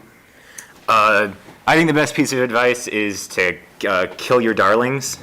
Even though I've only made that one game, there was just a lot of material to that game that held it back in ways that, as a designer, I thought was what I was trying. It was holding the game back for the player in a way that it was pushing forward like what my plans for the design were as a designer, and removing like the problems that the game had. So, for example, the worker placement game we had, each of the workers had its own like objectives and its own stats. So planning which worker goes where was a part of the game, and that was something that I in theory felt that it gave the game more personality. But what it was in reality doing is it was making the players have far too much to consider on their turns. It was extending the game probably twice as long as the game ought to have been. And by removing the mechanics that were individualized to the workers and putting them like on the player, it was able to maintain a lot of like the thematic and mechanical personality while making the game much more streamlined. And that idea of personalized workers was kind of like what got the game started. So I felt that it was like a foundational cornerstone of the design, whereas it was something that was damaging the game for a very long part of the game's design. And I think we would have had a much better product at the end if it had been removed earlier. Maya, a tip? I think mine is going to be, I didn't even really get to the point where I had that many people playing. I was very nervous about it. I was very scared to just share it with the world. So I'm really proud of the game I made, but I know it has so much more work because I did not bring it to people. And I did not go, we probably had 2 play tests where people besides myself looked at it. And that's like 20 minutes of time. It was very limited. And so be brave, show it to people, show it to everybody, and yeah. And I would say show it to people before you think it's ready. Oh, yeah. No, it'll is the never main be part of that. ready. It'll never be ready, but yeah, the bravery is. If I can jump in after that, Sure. show it to Panel, people. there's no rules. Show it to people blind. A blind test is very, very useful, even beyond just showing it to people and getting feedback. Seeing if it's understandable outside of your existence is very useful as well. Yeah, so if anyone doesn't know that term, a blind playtest is like you're not teaching it, you've given them a copy of your rules. So being able to blind playtest means you have to have written a rule book, which is a whole other hurdle that is tougher for some people than others. You can knock that out at the last day, though. Like, Yeah, we urge you to not. Says the guy who scrapped his game last night. I rebuilt everything last night. It got done. Yeah. Michael? My advice is, I guess in a very similar vein, you should ask for help. Not just playtesting, whatever. It is, this is ostensibly a competition, but it's really more about community. So you're going to get the most out of it if you engage with other people and ask for help and pay it forward, give it back. So. Yeah, and we didn't tell him to say that. I would say work by yourself. It's like Dang it, Zach. Work by yourself, Yeah, play test. I feel like you can do either. Like, the point is I want to make is like to really focus on your strengths. Because whether you're working on if you're working on a team, then you have a definite role, and then it's easier to like not step on each other's toes, but really like accentuate what you want to do with what you want to do in the industry. Like if you want to do art, really focus on art. Like you can explore the other skills too. But like what made me at least like make sure I got my stuff done was like, oh well, I'm not gonna have really good art. I'm gonna have like real straight lines and stuff. I just need to get it done. So like just making sure I worked on like clarity of my games, making sure people tried to could understand like very, very complex mechanics that like I barely could wrap my head around. But I made sure I focused on clarity and craftsmanship and stuff like that. And then that's what the audience or the other players are gonna notice the most. You know, they're not gonna see so much that you didn't really think about your theme at all, or that you have any box made whatsoever. You know, but it's just, you know, this is a learning experience. So yeah, like try to explore your strengths as much as you can. You know, dabble with the other stuff, but you know, if you focus, people are gonna notice the focused work rather than the all around. Like I tried everything. It's Yeah. I tried to make it as AAA as I could. Like yeah, that's impossible. Like focus on one key thing. I would also at say least for the first game. Yeah. And I would say it doesn't have to be a strength you currently have, but if there's something you're very interested in, just double down on that. Exactly. Like, oh, I really want to use this to learn 3D printing. Like, that's great. You can make a game around that, absolutely. Like, even if you know nothing, that's a skill in some ways we can help you with. And then if it's something you really want to geek out on, there's avenues for that. So. Thank you all with that. I think we'll open it up, but if there aren't any questions, I have a few more as well. Mike? This is for all four of you. First off, congratulations on being able to complete games during the competition. As someone who did that once, it was scary as hell for me. And we started a company with that game, which was even more scary. So, how many times did you guys play test and just on average for your games? And then also, did you work with somebody or did you bounce ideas off of somebody that you would say was a developer, like that they would tell you, no, that idea sucks, or you know, just a person that you trusted that would give you that type of dirty feedback that you don't want to hear as a designer? I'm not answering this question. I can go first. I'll go first because I think that the playtesting was a weakness for my game. And I don't feel like my game is done. I turned it in. It has a rule book, but it's not done because it still needs to go through a lot more playtesting. And I feel like after it, so for those of you who don't know timing, we didn't get our like grand finale. We got our results online. We didn't actually get to I was looking forward to taking the game and having people actually play it, and it never happened. So it's been in that bag ever since. Due to pandemic. So, but I worked with MJ, and she was a server with me. We had a lot of experience, but also a gamer. So we talked about while we were at work, and it was perfect because things would come up and we'd be like, oh, that's a perfect element to add to the game. And there were times when I was like, what if we did it this way? And she'd be like, that'll never work. Or, you know, so there was definitely a person to bounce things off of. I probably did 90% of the grunt work, but it never would have happened without someone kind of backing me up with my ideas. So a huge piece of the puzzle was having her be there for me.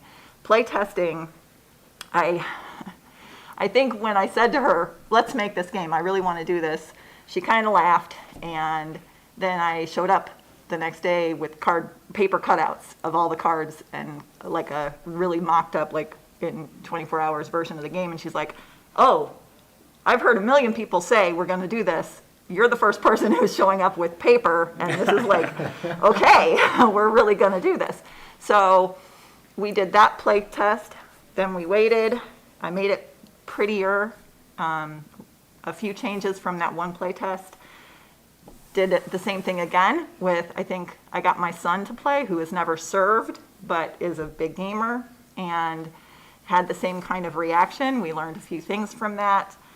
And then I put together the rule book. I came to one Kudo Plays night and did kind of a blind, I was at another table, but I did a kind of blind play test with 2 different groups, and then I turned it in. So as I said, it needed more. But I learned from every single time that we did a playtest. Yeah, I will say, even though you only play tested it a couple times, like you sort of demoed your idea to me one night, and then the game I ended up playing like a month later was like very different than that. So definite changes happened. Yeah, it progressed. And then others for that same play testing and team question? So for number of play tests, I guess I don't know a specific number. I would say we just did as often as was feasible given given having life, yeah. But the core certainly is, yeah. It's true. Our competitors are allowed to have lives. We can't stop them from doing that. It's like the challenge. You have to try to design a game while having a life. That's right. And then to the question about a developer, so the way I had heard of Kudo Plays in the first place was through a girl I met online. And the first season we competed in, it was it was mostly an excuse to spend time together, I would say. So she was really kind of the developer, I guess, which was good. And sort of to the core of your question, like, I think that was a super valuable thing to have because it would have been a trash game otherwise. I'm very much like very silo and, left to my own devices, just fixated in a certain way. All right, folks, meet a girl online. That's the that's the hot tip. And that we're married now, so that's the real. Oh, okay. Yeah. We can't confirm that that'll happen to everyone. Yeah, that's right. But it did occur. I worked with another friend of mine, and I worked with 2 grad students, and that would have been my freshman year. So it was a very ragtag team. None of us had really known each other beforehand, and I think that was to the team's benefit. That like it was like the relationships we had were like defined around making the game. And the question about playtesting, we did about 2 or 3 times a week. We would meet on Wednesdays and Saturdays, and then we would also try to like pass around the game and like get our friends to play it. And as far as the question of like a rough criticism, pretty early on in the design, me and one of the other designers kind of positioned ourselves at the helm of the project as 2 people with very different goals in mind, but that were like congruent. They were congruent goals, but they were different. I was more interested in a lot of blue sky, crazy ideas, and he was very interested in making a very usable product. And so he would like present an idea, and I would not be uncomfortable telling him, I think that idea is far too boring. And I would present an idea, and he would tell me that idea is far too insane, and it worked very well. There was a very good balancing act there. So much so that I think that it's a problem in my current team is that we were all like close friends beforehand, so we're all a bit more uncomfortable with just shutting down ideas. Interesting. Kaddish? Like, I'm not against playtesting, but the thing is, so what I run into is it's just the opportunities to have these playtests is nowhere near as high as fast as anyone can like change our design, So you really have to work efficiently. Like from just one playtest, how much info can you get out of it? Whereas like, okay, that definitely I can cut the fat on that mechanic. Or this needs a lot more strength. So you got to be real efficient with the amount of playtests, the few that you get. But yeah, it's the more playtesting, the better. Yeah, but I mean, you raise a good point of like, especially with an early prototype, like you don't have to try and play a whole game. It's like, okay, They're like, oh yeah, 2 minutes, 2 turns. This doesn't work. This game will not end if we keep going. So it's which makes it extra hard to answer the question of how many playtests. It's like, well, like 4 1/8. Like how do you even? It's a different game at some point. Playtest is needed, and don't change your ideas so much that you lose any usefulness of the previous playtest. You know what I mean? If you change the game so much that all of this just does not apply to this anymore, then there's a disconnect and you have something completely different, which I may have run into a couple times. But you know, you have to document your path of your design. Also great. Other questions, Chris? So I do kind of want to ask Zach, like, what is your I don't know, your methodology then? Because I know you've definitely done things where it's just like, nope, I think the dream game, like you just scrapped everything and started over again. It was very late. It was very late. I really wanted to keep the things that everyone was liking. The other things was I am going to change whatever I need to make sure it works. I'm keeping the stuff people like. I'm keeping the symbol matching. I'm keeping the building your own thing. You know what I mean? Like before it was just, you were building like a line of cards. You could only have 5, but people really liked being able to match the symbols. And like you can get a card and like, the symbols don't match that great, but like this is the card I needed. But people like symbol matching. People like having all the same color, all the same, you know, stuff. So I kept that mechanic and I just expanded it out because I thought the other mechanic was just not there at all. So I'm like, I want to go into exploration. I want to build in 2 dimensions and be able to jump to other people's stuff. So it just, I added, it was, you know, it's still not done, obviously. Like it's, but it was something where I was confident in what people liked and changed only the stuff that I wanted to really experiment with while making sure people still liked it. Katie? For everybody, like what, do you recall what surprised you most as you were going through the process of creating a game? I know it's kind of like the tips questions. Is there anything that was truly surprising about the process of making a paper prototype, getting it play tested, writing the rules, bringing it all together, any of that? I know that to the last comment about the play testing and don't be afraid to end one early. I think I had, with the first game we did, I had a certain arrogance about how easy it would be to design something that wasn't going to break. Because I think the first play test we ever did, I think like 30 seconds in, it was like immediately something was broken. I was like, how in the world did I miss that? So that was surprising to me. The cost of getting a nicer version of your game. So my first version was literally paper that I cut up and hand wrote on, and that just cost me some time. And then I wanted to have cards that felt like playing cards, and so I, for my turned-in version, got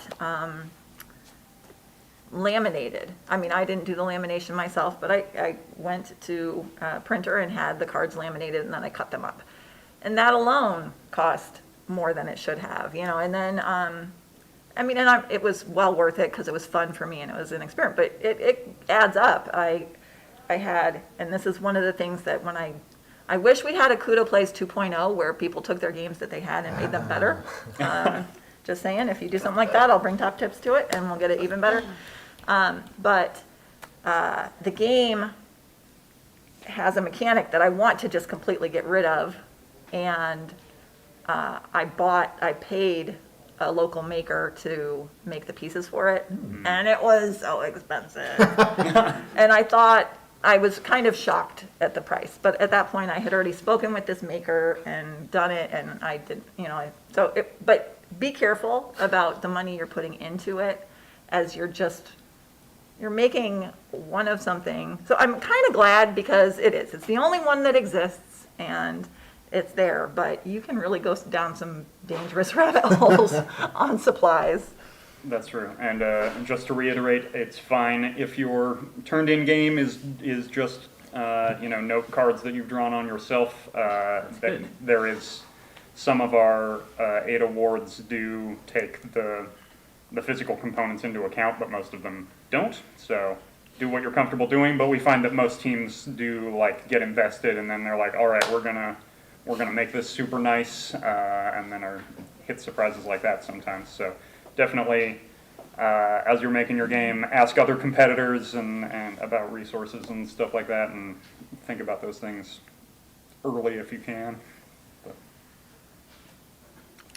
This might be a bit of a cheeky response, but the biggest surprise for me after having done the competition was it just made me more surprised every time I played a board game that I had purchased that was just bad or had a bad mechanic.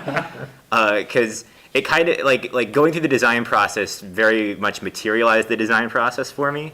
And I would play a game and something would just not work. And like the question of did somebody actually play test this would be like very real. It's just kind of very wild to me that like there are like games that get published that like have glaring issues that feel like if like Zach had said that if somebody had spent like half of a playtest trying, there would be like it would have been apparent that there was a problem. And then they went and printed 10,000 of them. Yeah, it's like how does this happen? That's right. Yeah. So this is a question for all four of you. At any point during the season, did you encounter something that, in retrospect, almost derailed your progress in the season? Like, that would have been a point at which you would have stopped making a game? And how did you end up overcoming that obstacle? I'll have to answer first because I gotta get going. Sure. Was it the second year? I was working with my brother-in-law, and then school got pretty tough for him. Like we were just not making progress at all, and it was supposed to be primarily his game, but he just had to focus, so he had to drop out. And it was like it's February, you know, it's about time I have to put something in. So I went back to some of my old ideas, and I did the Isomenos thing. Because I was playing with those kind of designs a couple years ago, and I'm like, well, you can tessellate it, and you can make pieces out of it. I'll just do that, and then make it so like dominoes, you can make any game you want with it, really, but it's really just about matching symbols and making designs. So that's what I focused on, and designed it pretty quickly, and like I had to get it done like within the week. So yeah, that was pretty rough, but just had to plan B it. Yeah, and you don't recommend that. Don't do that. Design timeline. But it's yeah, that was a rough thing where it's like you want to make sure you depend on the people, like have the time and effort to do this kind of stuff, because like I don't blame him. Like he was in physics at U of I, like yeah. Probably shouldn't have started to begin with that year. So it happens. So it just happens. So just make sure everyone's in on it, like good to go for doing the project. I think mine kind of plays into that a little bit. The thing that was the biggest hang up for me was life. I was a mom. I had 3 teenagers still at home, my husband, and so there were times when they would be like, "Stop! What are you doing?" And it was consuming my time that I really had to do other things. So,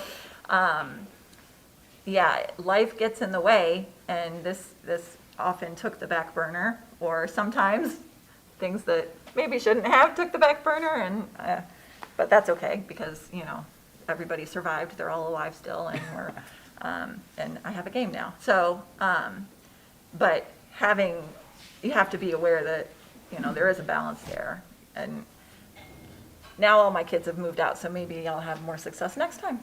I don't know.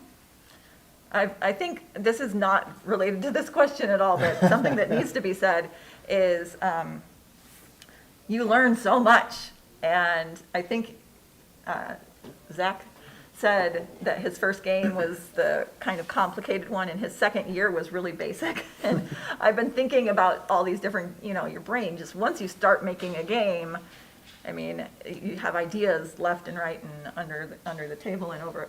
And the one that's really stuck with me is this really basic game for like preschoolers. And I think you realize that dumb it down I don't know if that's the right terminology, because it's not dumb, but, simplify. Streamline. Yes, and Yeah, we- start basic and then grow, maybe, instead of starting too complicated.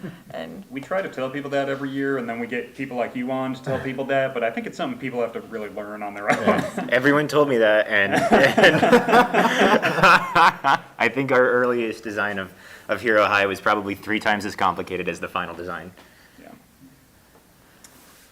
Other answers to the potentially personal life surprises question.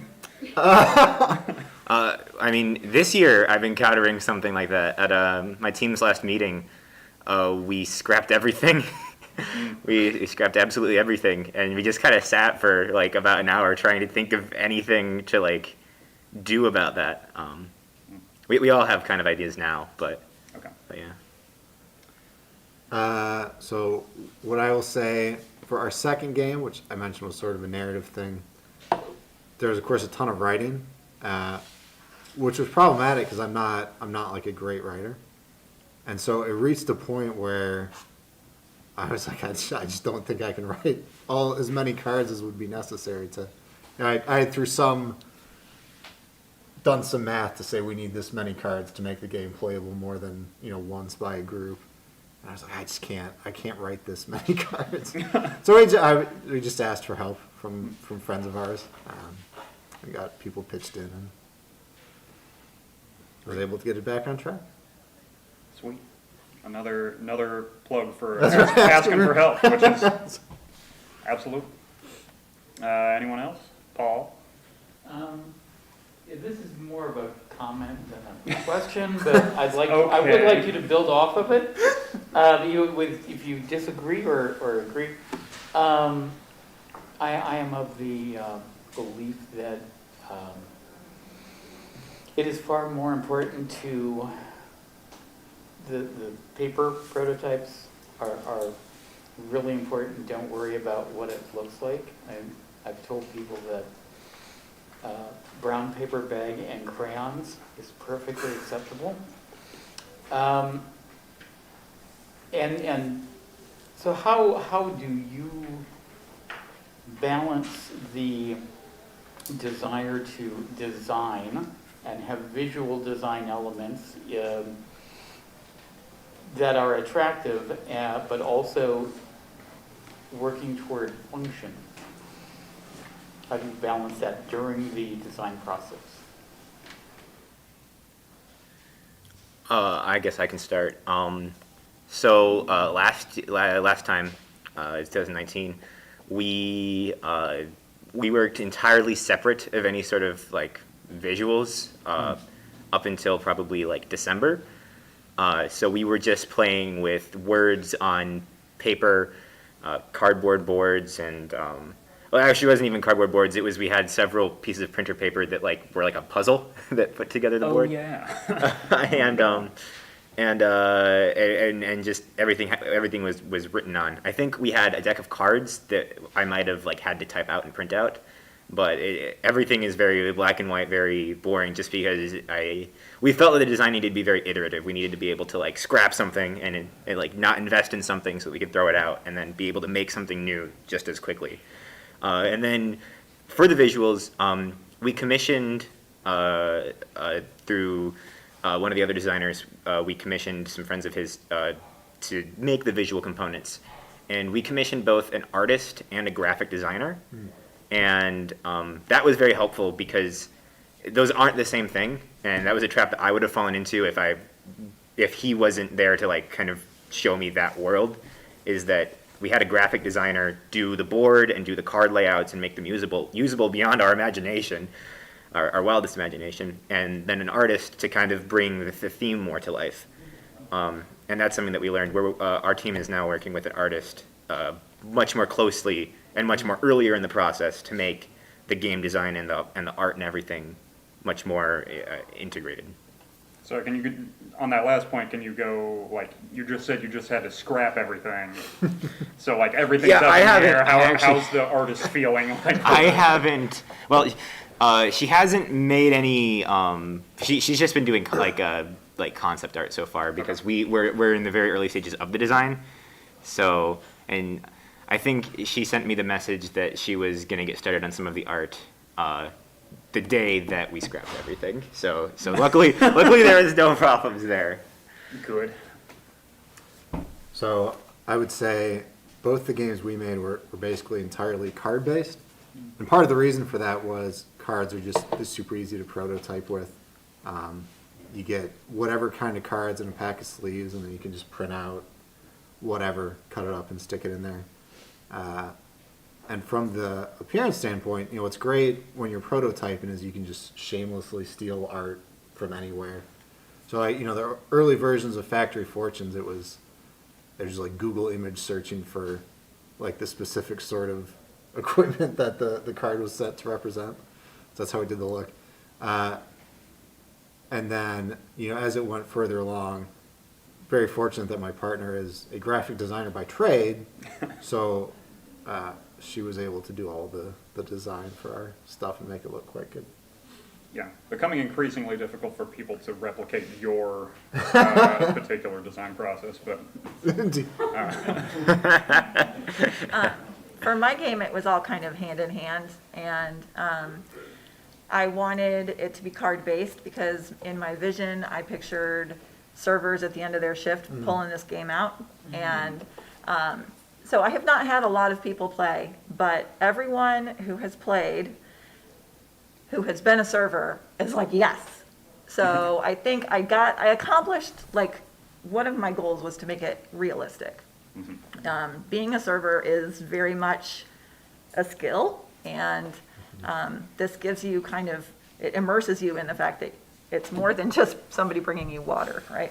Sure. So that part of it, the logistics of the game were card-based, so then the whole time was envisioning kind of the game. Everything kind of came at once. I don't know how I could have split it up. I think the biggest design piece was when I decided that, so my goal was, expansions, right? You always have to think about expansions. And with this game, there's like a bazillion expansions, and it's super exciting, but I wanted to start with the most basic, and that would be a diner, where you don't have cocktails, and then you add in the expansion of the cocktails, and you add in the expansion of a more fine dining experience. So that once I had the diner theme, which, then everything kind of came design-wise as I was building it. Colors and all that were just punched in as it went, and it got prettier. And I liked using, like, some of my tables are based on real, like, characters. Like one of the tables might be Bruce and his friends, and it's like Bruce Wayne, so you have a picture of Batman there on the table. So just different. It was very convenient to be able to pull in stuff that was free and I could use because it was a competition instead of a printed game. Awesome. I think we have time for maybe one more question. Yeah. If you could go back to your design or designs from like that, what is one thing that you would want to change? I know that right away, and I still want to. This is like a goal of mine, and I'm kind of, I don't know if this is a little dangerous for me to come and do this panel because now I'm suddenly like thinking about it again, but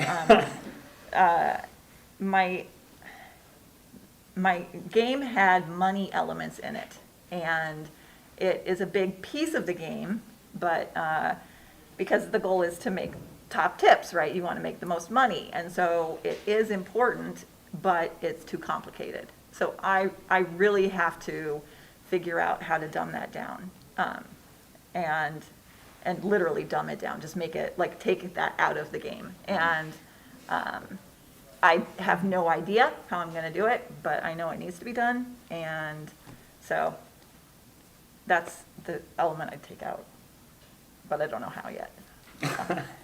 We believe in you. Thank you. For me, I would say, I don't think I was ever really especially happy with how either of the games ended. It just wasn't super satisfying from like a narrative standpoint. Not like in the literal story of it, but just like the arc over the game of how it played out. They just kind of ended after some set amount, which is of course functional, but it's not that interesting. Less fun. Yeah. No climax. Yeah. Yeah. I mean, more specifically, we had a mechanic where each player had like an asymmetric character power, and we all kind of agreed at the end of the design that was kind of held the game back in a way that if we had made the asymmetry between the players more emergent, there would have been more room for interesting designs, and B would have like been more fun for the players to like kind of create their character instead of just being gifted a character by the game. But then more overall, and this might be out of virtue of the other designer who was more interested in making a usable product being a better designer than I was.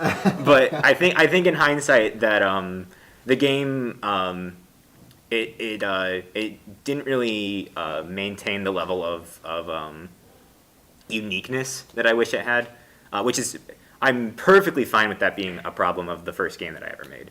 But like finding the balance between safe designs and wilder designs is still something that I'm having problems with. And if I went back to that game, I have ideas of like how I would change it to make it be less what every game on the market is.